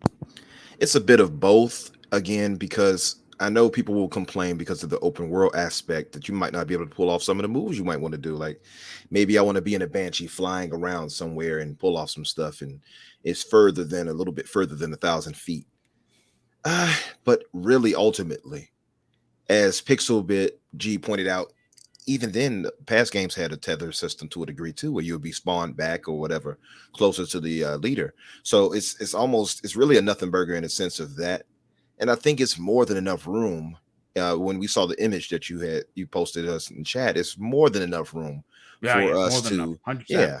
And the verticality we have in Halo Infinite's campaign, where you can pull off plenty of good, co-op type of moves, where you can have two snipers, for instance, perched on top of the mountain tops or something like that, or further out. It's more than enough to pull that off, or perched even on top of, where you guys can flank and do all these other things inside of a base. It's more than enough for that reason. And I think I don't know if it's necessarily something where 343 failed in something like the coding, for instance, but maybe more so the confines they're going to have once you get into other parts, because as you all know, if you played it, there are parts where you're going to be inside of the Forerunner structures. Yep. So a lot of that prevents you from, I think that will prevent you from, and things get triggered once you go through certain parts. So if you're further away, that will cause an issue, I think, because of that. So I think they had to do that because of reasons of that, of that nature. So I think ultimately it's not that big a deal when it comes to that. I think the bigger thing now, just to point out, some did absolutely complain about the tether thing. You might not have seen as much about it on Twitter, but if you go on Reddit and such, you see a lot of people complaining about it. And I think that just speaks to Halo fans in general. A lot of Halo fans are just not ever really satisfied. That is very, very similar to Star Wars fans. Almost. I would say just slightly. I'm not going to say slightly. I'll say under them. I'm not going to say slightly. Star Wars fans are ridiculous. But I've always said that. I've always maintained that Halo fans are almost as hard to please as Star Wars fans. But I would say this is the bad part. 343 brought about a lot of this on themselves. Oh, dude, 100%. Yeah. Look, there's a significant amount of chat going on. First of all, we love it. We love the banter that's going on, and I see no one's being abusive, which is great. Everyone's just having a conversation. I let 343 off the hook for some things. The content, I do not. The position that they have put themselves into, it's a leadership. It's a leadership problem. Now, obviously, things are starting to kind of pan out because obviously we have the term, I was going to call him Jason Statham of Amadia. Joseph Staten has come back, and Halo Infinite turned out to be what it is because of his tutelage. This game had monster problems, and they brought him back in, and obviously he's taken on a leadership role at 343, and for good reason. Some of the best Halo that has ever been released involved him. And now that he's back, I would imagine the ship is going to be righted at some point. But yeah, I agree with you. I think that there's no, without sounding like a troll or a complainer, 343 Industries kind of made their own bed. Now they got to lie in it. And there's going to come a point where Forge needs to come out. And what is going to be another question that we could potentially tackle in the future is when we start to see the community making better content than them. If that turns out to be the case, where Forge is being done and used to great success by the community, and somehow or another they are making better content than 343 Industries, then we will have another conversation, and then that's when the leadership again is going to. Hopefully that won't happen. Hopefully, the rocky times are over, and that we're going to get all of the single player and multiplayer content we need. Certain Affinity is doing a battle royale game. I hope that we do see that sometime this year at potentially an XO event, or closer to the Halo Championships, which is going to run through, if I'm not mistaken, September 23rd through the 25th. And that is happening in Florida. I believe Kay Asante is going to be going to that, which is pretty dope because he lives in Florida. Speaking of our good brother K Asante, he asked us in the chat. He said, "Why can't we get our multiplayer Spartans in co-op?" Yes, which I agree 100%. It's been my one complaint. Yeah, again, there's the problem with 343 and Halo Infinite, and this is not a dig. This is a fact, folks. Is that there are more questions than there are answers, and that's a problem. That is a monster problem. They know, they're aware of this. But again, you kind of sit back and you say, wait a second, this is your flagship title. Your identity as Xbox is Master Chief. That's a fact. How the studio is run like this is, I don't know. I get depressed thinking about it, folks, because like I said, I reviewed Halo Infinite. I gave it 10 out of 10, both single player and multiplayer. I stand by that. If I could have given it 11 out of 10, I would have given it 11. It is a master class achievement on an open world Halo that we've never had before. Multiplayer, if you haven't gotten into it, plays like Halo 3. If you're a Halo 3 stan like I am, then you're loving life. And I love it so much that I've already finished both my battle passes. But now I'm stuck because now what do I do? What do I do? Nothing. Yeah. Right? Because they need an all hands on deck approach to this. They need to throw the kitchen sink as K Asante would once say. Absolutely. I mean, now that they got the ABK situation coming under, that's a lot of support studios they can actually use to help. So I don't know what they'll do with that, but I hope it's something of that nature. Yeah. Well, I mean, listen, only time is going to tell. But I do want to move on to another topic, and this one's a big one, folks. Redfall. Redfall has been making the rounds recently, and if you know anything about Arkane Studios, well, they have yet to produce a dud. And Redfall looks like it's going to be both an incredible multiplayer experience, but they also haven't forgot about these, the old guys like myself, the ones that are going to be 52 in September, the one that likes the single player, sit there with my headphones on and don't want to talk to anybody, kind of just want to play and enjoy the story for what it is. We're getting the single player content, but I have to talk about some recent footage that have come up. And my God, folks, wow. This game continues to impress. We had a couple of actually tweets from the Redfall, the official checkmarked Redfall Twitter account. And the first one says, once a blood bag vampire is triggered, stealth is off the table. However, blood is very much on the table and ceiling and floor. And they showed what this thing looks like. And then they also put out another video where it said midnight snacks are best enjoyed in the kitchen, and every inch of Redfall is a kitchen for vampires. And they showed some. I mean, it's only a couple of seconds. I gotta tell you, folks, I am incredibly saddened that this game is delayed.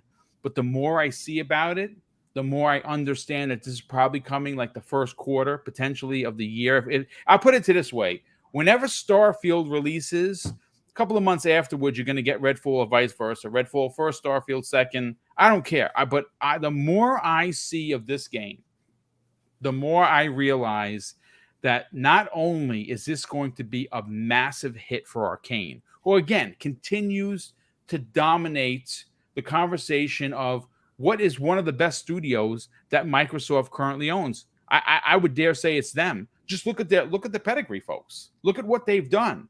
Deathloop, Game of the Year last year for a lot of people. Prey. Now, I didn't beat Prey, but Prey was creepy as F. Great game, open world. And then what could you say about their two, stealth type of games?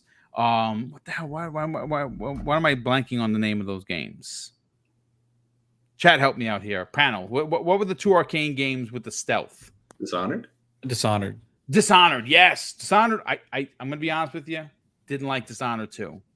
I don't know why. I could not get into it. Dishonored 1, I beat twice. It was incredible. But they have yet to make a dud.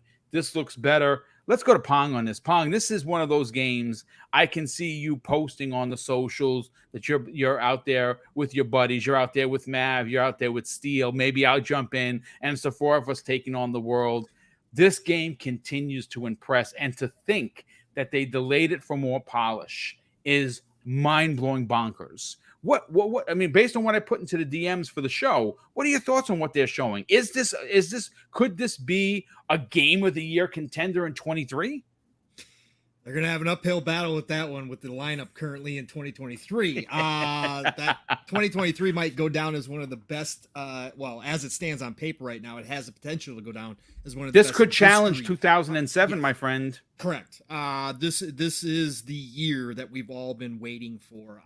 Yes. Let's put it this way. In Arkane, I have the utmost faith. I love Arkane's games. I love the different mechanics that they bring to even what might be a common genre. You can always expect little twists from that developer. And so I think that what they are making here with the vampires, again, zombies, I will always love zombies, but I know a lot of people have been played out, right? That a lot of people say the zombie genre is overdone. We get zombies everywhere. Let's do something new. Well, vampires, not so much. So to see them going this route was, first of all, exciting. And then we got to see the trailer at the E3, not E3, Xbox Bethesda showcase. And I thought it showed off beautifully, especially when you go back and watch it in 4K. That's the most important part. It was a totally different video when you actually went back and watched it in 4K. Now, there's a couple things with this. Absolutely. Yeah, there's a couple things with this. They've built this game from the ground up as a single-player game. That is the experience that they made this game for, was just you versus the AI. And you can go watch a great interview. IGN did a great interview with the game designer Harvey Smith. And he was very open. They asked him a bunch of questions about how the game was made, what they were going for.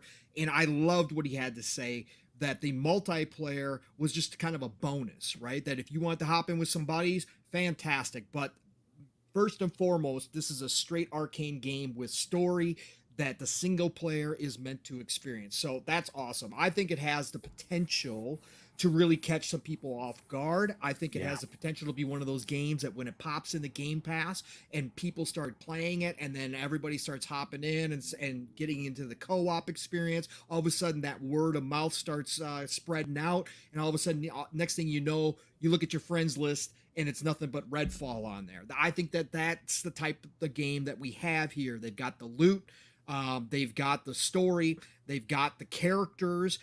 They are allowing you, if you jump into co-op, you can all be the same character, which I think in 2022 is 2023 when this game launches is fantastic. It's about time. So that way you don't have the arguments over who gets to be Donatello and who wants to be and who has to, be April O'Neil, right? That's great. I love that. That's awesome. It's avoided by allowing everybody. So basically, you're saying that we're going to have less people taking their ball and going home, right? Exactly. Or simply being okay, fine. I'll be whichever character nobody else wants to be, right? So I think that part is great. I will say this. Harvey in the interview did say that progression for the multiplayer, though, is only going to be the host gets the progression. Now, I do have a problem with that. I agree. Yeah, I agree with you there. Yeah. He left it open-ended, right? He said, as of right now, we have it so that only the host game progresses, so that when you go back to your experience, you still have to rerun all those missions. Maybe that's why it was delayed. Yeah, maybe. But he sounded pretty sure that they had made that because they didn't want the narrative to be jumbled if you had started progression in one game. But for me, give me the option to skip certain missions, right? Give me the option to skip certain beats if I've already beat them with a buddy somewhere else. Because if it is a single player experience, they said it. That's how this game was built, as a single player experience, that, hey, by the way, if you want to jump into co-op, you can do so. But since that's the mainstay, I don't like the fact that if I'm helping a buddy out and we pass through, let's say missions 4, 5, and 6, and I go back to my game and I do 1, 2, and 3, well, I know what that narrative is for 4, 5, and 6. So just let me skip them or make them optional so that I can say, yeah, I'd like to rerun that, or whatever the case may be. It's good that you get to keep your level. It's great that you get to keep your loot. That's all fantastic, but I do wish they were not go that route. So maybe there's still a chance they change that by the time it launches. But Be that as may, I have utmost faith in Arkane. Arkane is a favorite studio of mine. I think they are going to bring some twists and turns within this game that we probably weren't expecting.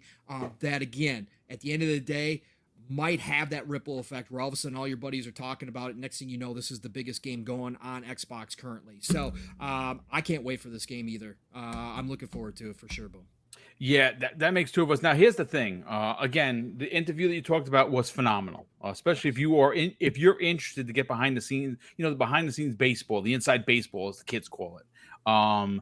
It's a good interview. I saw exactly what you're talking about. Loved what they had to say. But just for some clarity, remember when Turtles was announced? All it had was couch co-op, right? 2 players. Not even 4 players, 2 players. And somehow or another, when that game launched, what is it? It's 6-player co-op? Is that what it is? It's 6-player online. 6 player co-op wasn't announced, right? The game was delayed. It was releasing without online capabilities, and they pumped the brakes and listen, this game is going to be a disaster. Let's just delay it. And it wind up coming out not only, I don't know how many, I had a chance to play 6-player co-op. My God. It's like I was transported back to the 80s as a punk 20-year-old something in the arcades in Nathan's playing Ninja Turtles a co-op, like on the arcade with everyone just sitting next to each other, just dropping quarters left and right. So I look, this game was made for single player. It's what they are good at. Arkane is great at the single player narrative, which is what I can't wait for. But they also are. This is a big one for them because of how important this is for multiplayer. Xbox is known as being the multiplayer box. This is going to be a monster exclusive, and like I said, I hope that they do figure out a way to give people that are going to play this as a group. So then we can all, again, you don't want to spend 8 hours playing with your buddy to then say, all right, I'll see you later, Tom. And you go back to your womp womp character that's stuck on level 1. You don't want that. You want to be, you're like, listen, I just did this. Come on. So I think that maybe, again, I'm only spitballing here, folks. I have no idea. I'm not a dev. Maybe that was why it was delayed. Again, we don't know because the more you see of this game, that game looks so good. It looks so polished. It's crazy.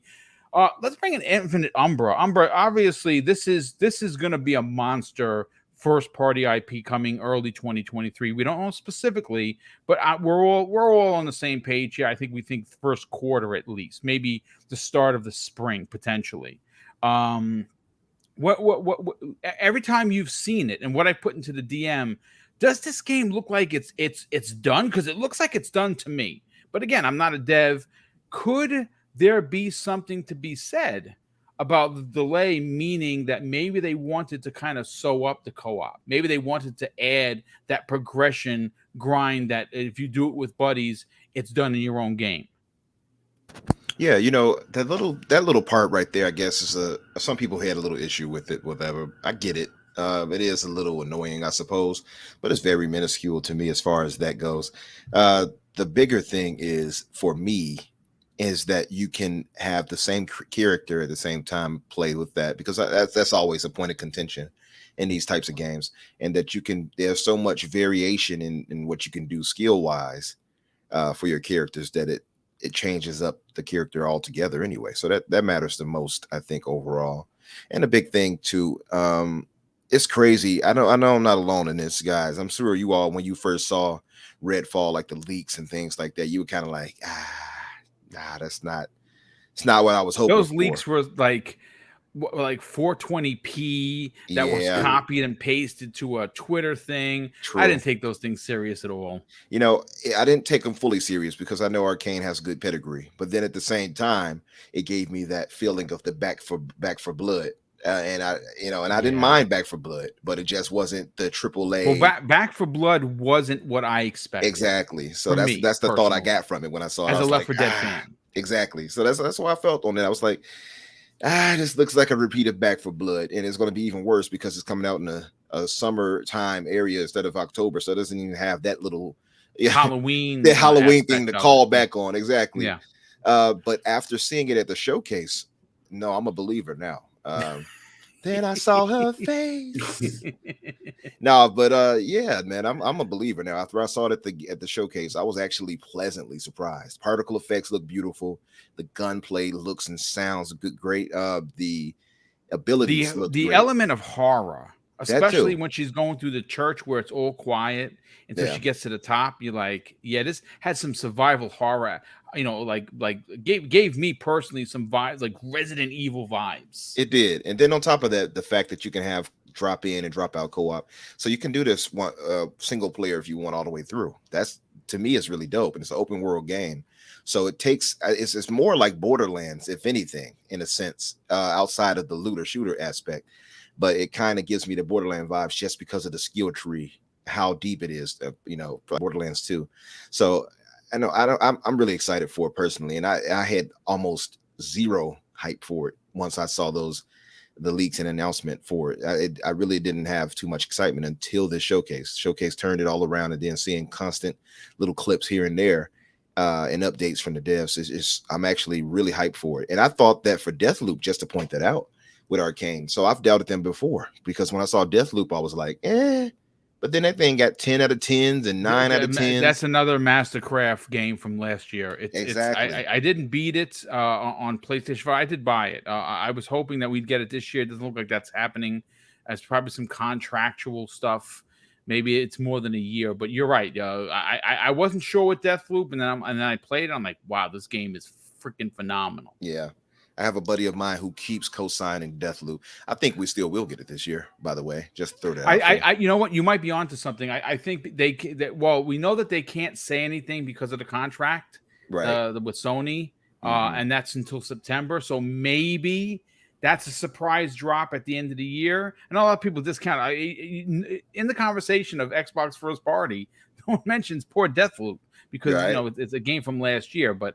That game, I will play through that game on the Xbox. A lot of people won't give it the credit for that because it's tainted, because it was on PlayStation. It was on PlayStation first.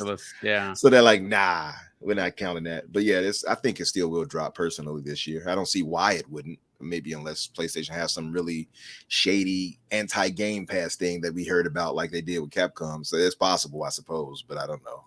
Yeah, only time is going to tell. Mav, let's get your opinion on this, brother. What are your thoughts on Redfall? Excited for it, man. I mean, this is definitely a stream. This is right up your alley when it comes to streaming. Oh, for sure. And I have a solution to Pong's problem about the progress thing. You know, everybody's going to be playing on my save, and I'll be the host, so it won't be an issue for me at least. That's great, Mav. That's great. Sorry, that's what I'm not going to Count play me in, again. brother. Sounds fantastic. That's what brothers do. They argue. No, we're saying it right here. They're brothers. We'll go through and we'll do yours too. I guess. It's funny. Poochie in the chat, Mav says, "I love this. I love the game. I'm gonna run through it multiple times, so he doesn't mind." Yeah. The one thing I do wonder about that is like, okay, so let's say we can skip ahead or whatever. Like, let's say I go in my friend's game and they're already mid level on like halfway through the game, and I jump in and I play for like an hour. And then I go back to my game. What would happen at that point? You know what I mean? If I made that progress, so that's what, I don't know if that's the kind of issues that they have to figure out with, because this was designed more as a single player story-based experience. Right. And then they added the co-op elements on top of that.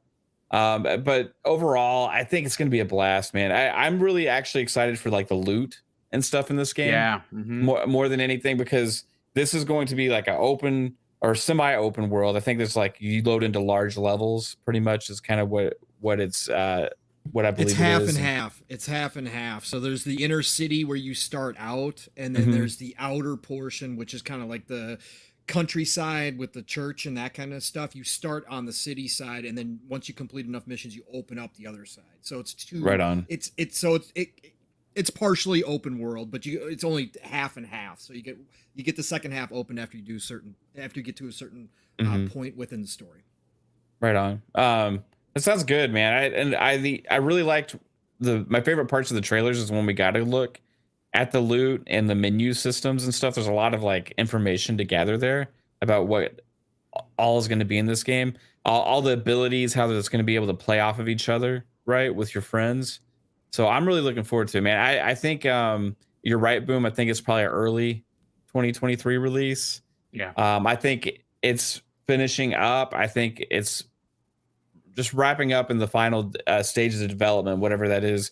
For the most part, this also goes into hand with what we are talking about earlier with Hellblade. Is like Xbox made the decision to delay those games, Starfield and Redfall. Like, it was not an easy decision to make, right? They knew they knew they were going to get the righteous smoke for that. For sure. Yeah, but at the what smoke is worse? Another broken, buggy game or a delay? I'd rather just the delay personally. Yeah. I think there's so much coming and stuff that it doesn't.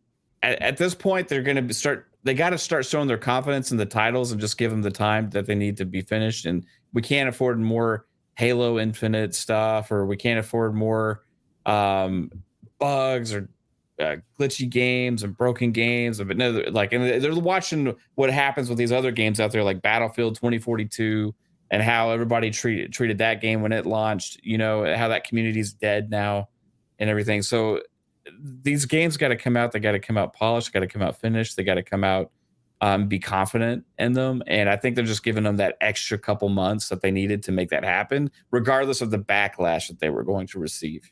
You know what I mean? So I'm happy that it was delayed, because obviously it was needed to be. And but I don't think it'll be a long wait, man. I mean, from now it's kind of long. You know, you could put about like 4 or 5 months, but once 2023 happens, I think it'll be right around that corner. And it'll be maybe one of the first big games we get to play next year. I think it's gonna be a blast. I can't wait to Pong to be yelling at me for running into the battle and leaving my teammates behind. I can't wait for that. It's going to be fun, especially if you're streaming. We should play, Mev. This sounds like we're kind of on the same page. I'm definitely jumping on the stream. I'm absolutely definitely jumping on the stream for sure. I want to be part of this yell fest that's going to potentially take place. Josh, I had to Google what Leroy Jenkins meant, because I had, like, they kept calling me that. I didn't know what they meant. So I had to go look up the reference. We must be family, because my team that we used to play the Division, right?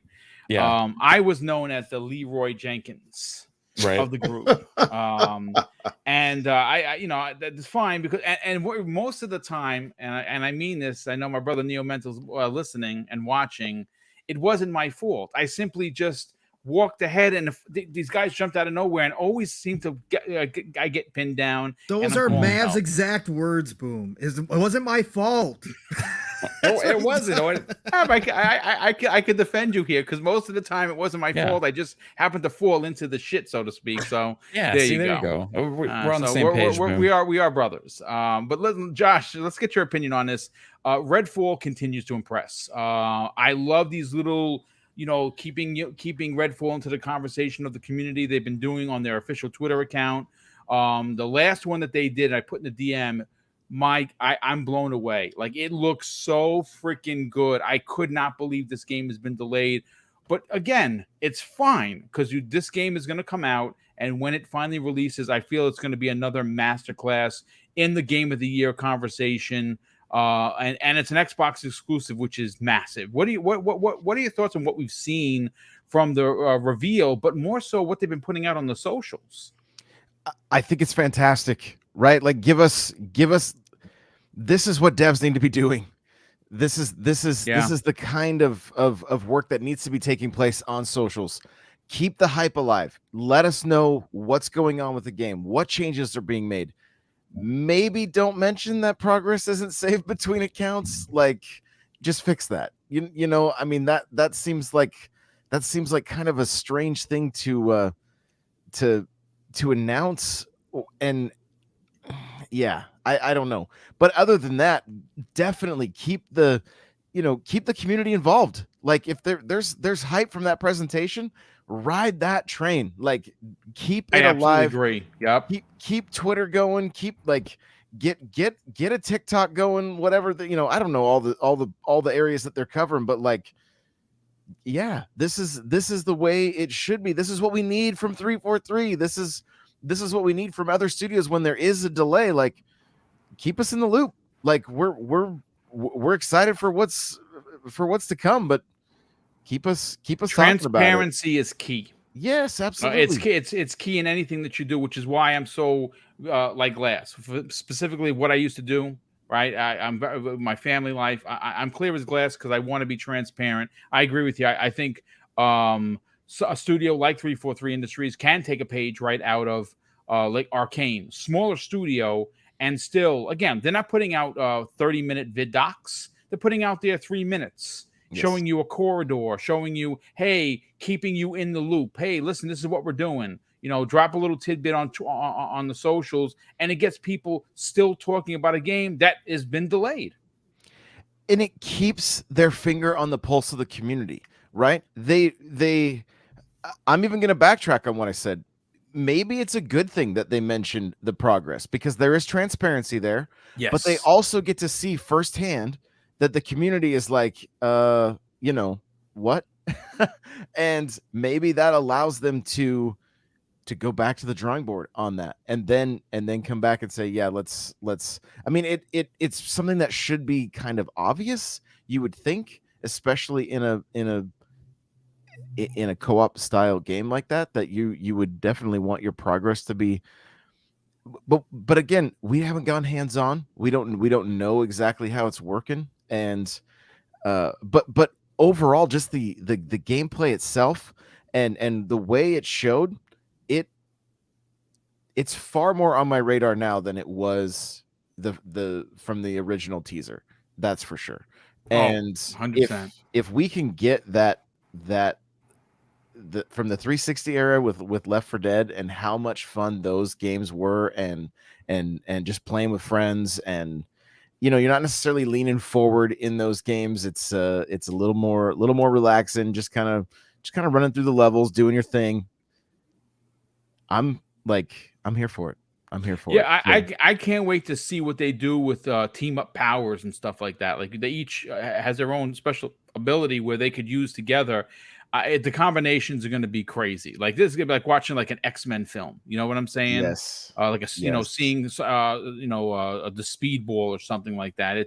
I cannot wait for it. And like I said, I'm okay with the delay. I mean, does it suck? Sure. But I would much rather have a polished game that's going to deliver on all promises, and I think they're going to. Finally, Daniel McGee, let's get your opinion on this. What are your thoughts on this? The way that Arkane, again, they're a smaller Bethesda studio or Xbox game studio now, and again, they're not putting these monster vid docs out there to try and screw the people away from the delay. The delay it is what it is. It's been delayed. It's coming first quarter of 23, fine. But they keep putting out these little things on their socials that are getting people to, like us and other podcasts like this one, to still keep that game in the conversation, even though it's not coming out for another 6 months. Yeah, I think that the way that Arkane is handling it is really, really good, right? So the people talk a lot about companies or devs sort of going heads down, and sometimes that's a good idea, right? If there's so much work to be done and you're not a company that's going to be in the spotlight, I think of No Man's Sky, something like that, where you can sort of just put your head in the dirt and people aren't going to really know about it, then I think that's a good idea. But if you're a first party studio, you don't really have that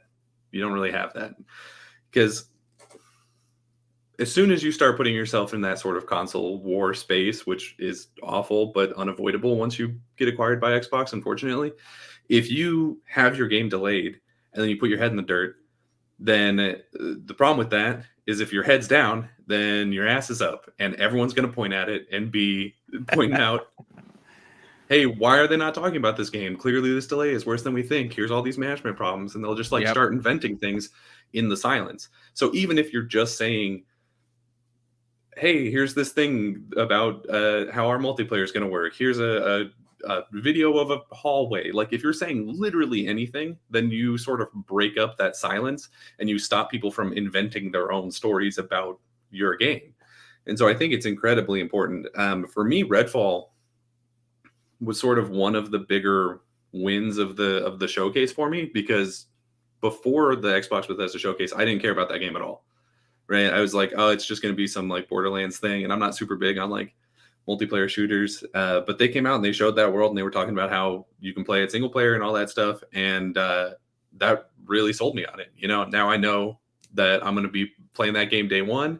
I'm going to go in, I'm going to be playing as Layla, because you can't show me a goth queen and then expect me to play as literally anybody else. It's not going to happen. And I'm really excited to see how the world is going to like continue to grow past that. Right. Like, I know, like, if this is the sort of cadence that they're having with their social media in terms of things that don't matter really in the long run, I'm very interested to see if they're going to continue that after the game comes out, and it's going to be talking about, hey, we're working on a new character, we're working on a new zone, you know, these sort of like bigger announcements, if they're also going to come in a decent cadence like this. So it has me a lot more hopeful about this game than I think I was before the showcase.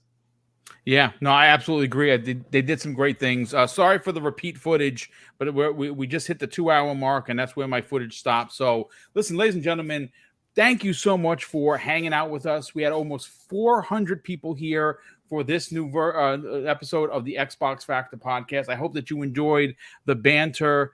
We did have another topic on tap, but what wound up happening is someone in the chat dropped a very interesting question worthy of a conversation. So we will back end that last topic to either another show this week, or we'll bring it back for next week. But we got through all the major ones, and I'm happy that we did. Let's get to the outros, and then we will get everyone the H out of here. We're going to start first with our 2 new panel members joining us full-time as of today. And we'll start first with Daniel McGee. Brother, sell your brand. Tell everyone about your incredible YouTube channel, and more importantly, where they can subscribe. But how do they reach out to you on social media? Yeah, so you can reach out to me on social media at Daniel J. McGee on Twitter.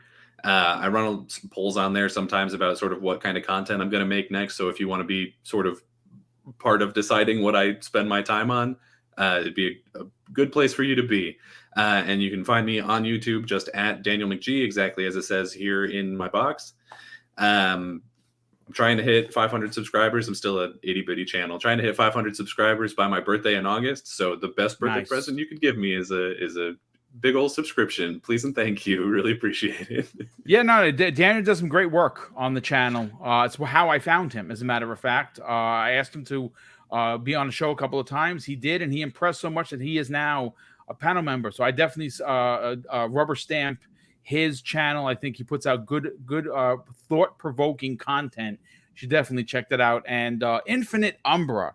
Well, you have an amazing podcast and an amazing team at that podcast. I believe it's the Xbox Infinite podcast. Right. And listen, again, listen to your guys' show several times. Love what you do over there. Sell your brand, brother. Tell everyone where they can check out another positive Xbox show, and also one that speaks truth. You will give the righteous smoke, as many people in this community say, when it needs be, but you're not gloom and doom. And also, where can people reach out to you on social media? Well, thank you, Boom. Thanks for the shout out to the podcast. And like Boom pointed out, guys, you all can find me on Xbox Infinite on Fridays.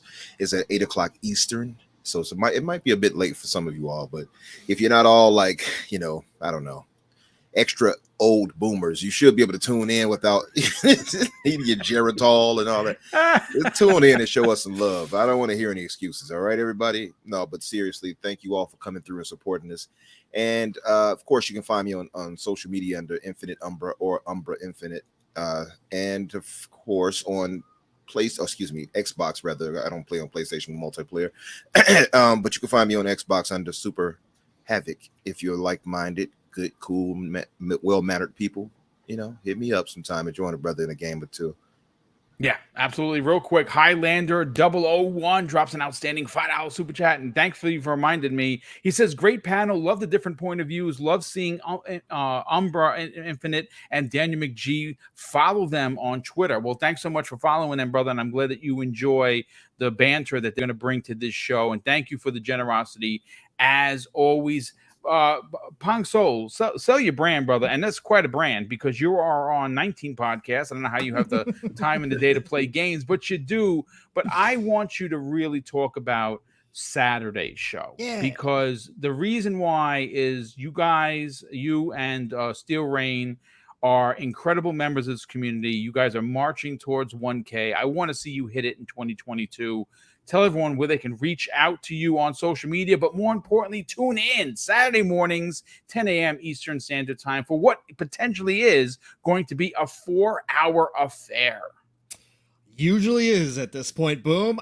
First of all, thank you. It was great to be back here on Xbox Factor Podcast. Again, it's been inconsistent. It's going to continue to be inconsistent, but man, do I miss my Tuesday afternoons, mornings starting out this way. So it was great to be here, Boom. Thank you so much. And Daniel and Umbra, obviously, welcome again, brothers, to the panel full time. Appreciate all your thoughts and your ideas, and I love hearing new voices. And that's one of the best parts about podcasting is you get to get together with new people. It's great to get together with the brothers all the time as well, and the sisters that we're always used to. But when new people are introduced, it's always awesome to hear their perspective on things in this industry. So thank you both for being here, and obviously Mav and N64 Josh, it was great to be back here with you brothers. Yeah, absolutely, Umbra, absolutely, man. But otherwise, you guys can all find me on Xbox, on Twitter as Pong Soul. You know that I've been ultra busy lately. I'm not as active as I would love to be as I once was, but that's real life. So we got. Well, yeah, I was gonna say real life gets in the way. Damn it! It damn does, you, real it life. Does. Again, anybody out there with the $1 million briefcase that just wants to pay me to do this every single day, I will give you 6 to 8 hours of content every day. I promise. I will do it full time. Okay, but other than that, find me there. Otherwise, Thursdays, PM in the PM, over on Fun Speculations channel, Pong and Mav in the PM. We will be back this week, God willing, so please join us there, 7 p.m. Eastern, 6 o'clock Central Time. Me and Mav, sometimes we have a guest, but we're going to deep dive 2, 3, sometimes 4 topics, and we're going to get down to business this week again. We missed last week, due to me, real life again, but we will be back, so please join us there. And then back on Fun Speculations channel for Xbox Ultimate, 9 p.m. Eastern, 8 o'clock Central Time, every Friday night. Guarantee you're going to laugh once or twice during that show, and we're going to go left, we're going to go right, we're going to go up, we're going to go down. We are going to find some crazy topics to talk about, as we always do, on top of the gaming and Xbox world. So please join us there every Friday night. Saturday mornings, like Boom said, it is living split screen. Look, Steele and I would love to do more. We just can't. So we give you 2 shows in one on Saturday mornings. Yep. That's right. It's 3+ hours, but Steele and I have been going for 4 on a regular now. So join us every Saturday morning, live, raw, and uncut, as my brother likes to say. We will get your Saturday started with that energy. 10 a.m. Eastern, 9 o'clock Central Time. Split screen's all one word. Like Boom said, we are on mission 1K. We are approaching 600. So we just need some help. So tell a friend, share it out, whatever you can do. Greatly appreciate all of you in this community that do so, but join us and see if you like what we're putting down. And if you got to leave and you got to go do something and come back, we're probably still going to be on. That's what I usually do. It's perfect. Yeah, exactly. Mm-hmm. It's a perfect show. So join us every Saturday, Living Split Screen. And then Saturday nights, the Shop Podcast over on PTK Blam's channel. Another fantastic channel. PTK has been doing it now for almost 6 years. Listen, it's a great time over there. PTK, Fuzzy Belvedere, myself, and we usually have a guest. This week, we've got an Australian sensation, Doom Cutie, coming on Saturday night. So be there. It's going to be a blast. 9 p.m. Eastern, 8 o'clock Central Time, the Shop Podcast, PTK Blam's channel. Otherwise, let me end it this way. It is the golden age of gaming, obviously. You guys all know that already. Please get out there and enjoy it. Play what you love what you play. But please keep Assassin Lupa in your prayers, thoughts. Yep. Whatever you do, send energy her way. She has a risky, high-risk procedure tomorrow, the 6th. So please keep her in your thoughts and prayers. We need her back. She's a phenomenal human being. Yes, she is. She's a part of the extended family. She's considered a friend to many of us. She's a bright light. So please do that for us. But otherwise, again, play what you love what you play, and I'm going to talk to you all real soon. Thanks a lot. Oh, yeah, absolutely, brother. And Mav, sell your brand, brother. You got a lot of shows. You do a lot of streaming. We got to get people to check out your show, help you move, and obviously mission 5K for you. So let's get you over there. Sell your brand. Tell everyone they can reach out to you on social media, but more importantly, stop by, check out, give a like, and subscribe to your YouTube channel.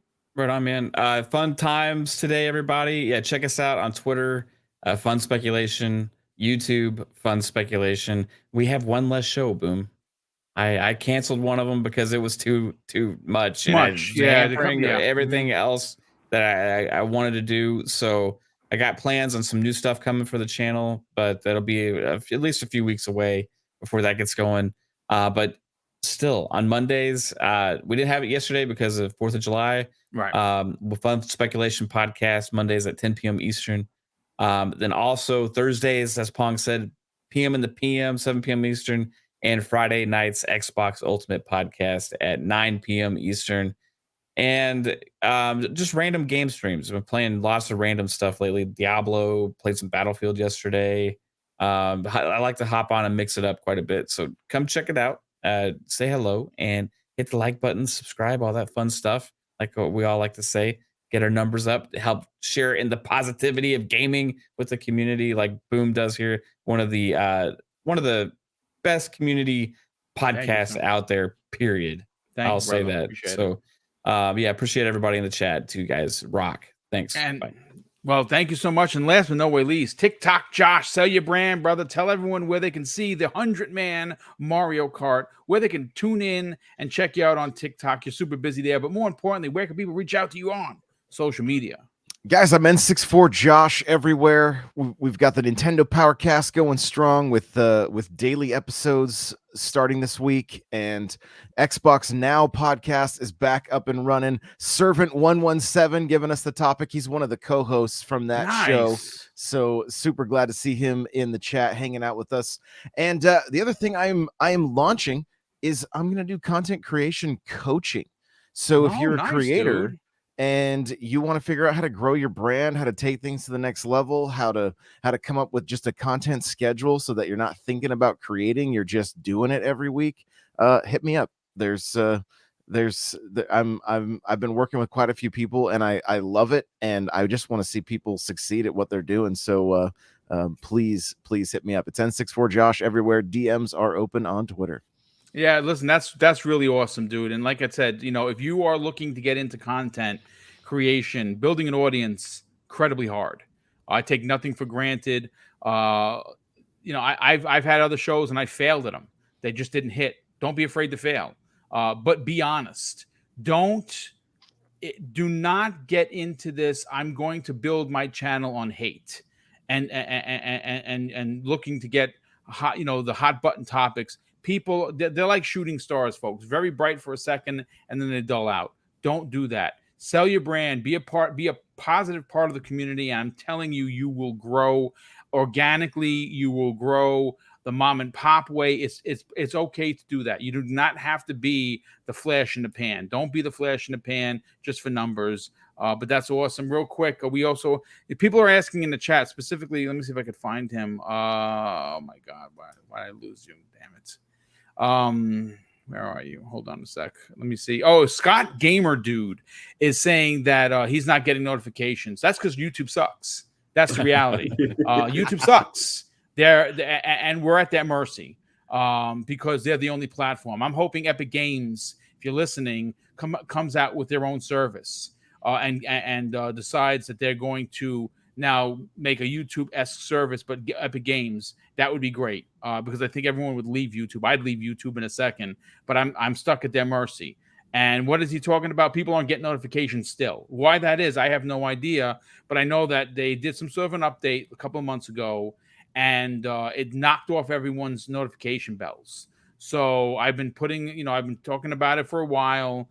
I even reached out to YouTube, and after like 3 weeks, they finally got back to me, and they said, "Hey, there was an issue, but reach out to your subscribers and tell them to check the bell."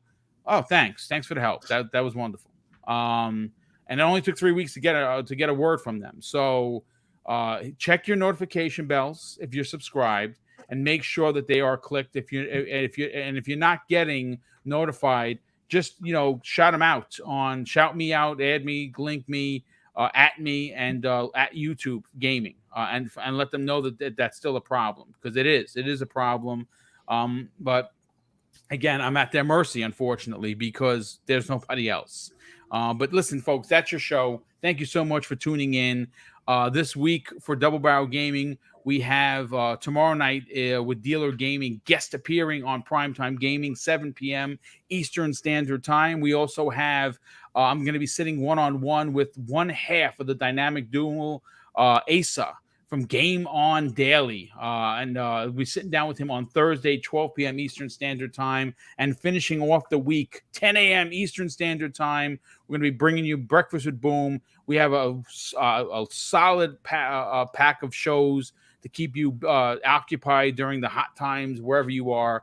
But of course, before you get out of here, hit the like button, hit the subscribe button if you're not subscribed. A big shout out to the people that continue to drop super chats. Well, folks, those are turned around and we put them back into the channel this July, third week of July, which is going to be Breakfast with Boom. We're giving away $400 worth of digital prizes, and all you got to do is be in the chat. That's it. 8 $50 gift cards. If you're a channel member, you get an extra entry. If you drop a super chat, you get an extra entry. And all you got to do, again, is be in the chat. That is Mrs. Boomsticks initiated Christmas in July. She wanted to give back because we know people are having some trouble with money. So times are tough, and you know what? It'd be a great maybe that $50 gift card may not be big for you, but it might be big for somebody, and that's why we're giving 8 of them away this third week. I'm going to put some advertising in the coming weeks when we're giving it away. And if you are an international viewer, don't sweat it. We will get you the money by a Cash App or PayPal. Everyone that wins. Not that, oh, you're out of the country, you're in the UK, I can't send you the code, this, that, and the third. Nope, we will pay the taxes, we will pay the difference on the funds, and we will pay for the actual transfer of funds so you don't have to. So a $50 prize could be a $60 prize, and we are willing to pick up the back end of any fees that come up. So don't sweat that. If you're an international fan and you win, you still win. And not a lot of podcasts do that, but we pride ourselves in doing so. Ladies and gentlemen, thank you so much for being here. Of course, I'm going to close out the show with something that I always do, and it's something that's important to me. Hopefully one day, folks, will be important to you.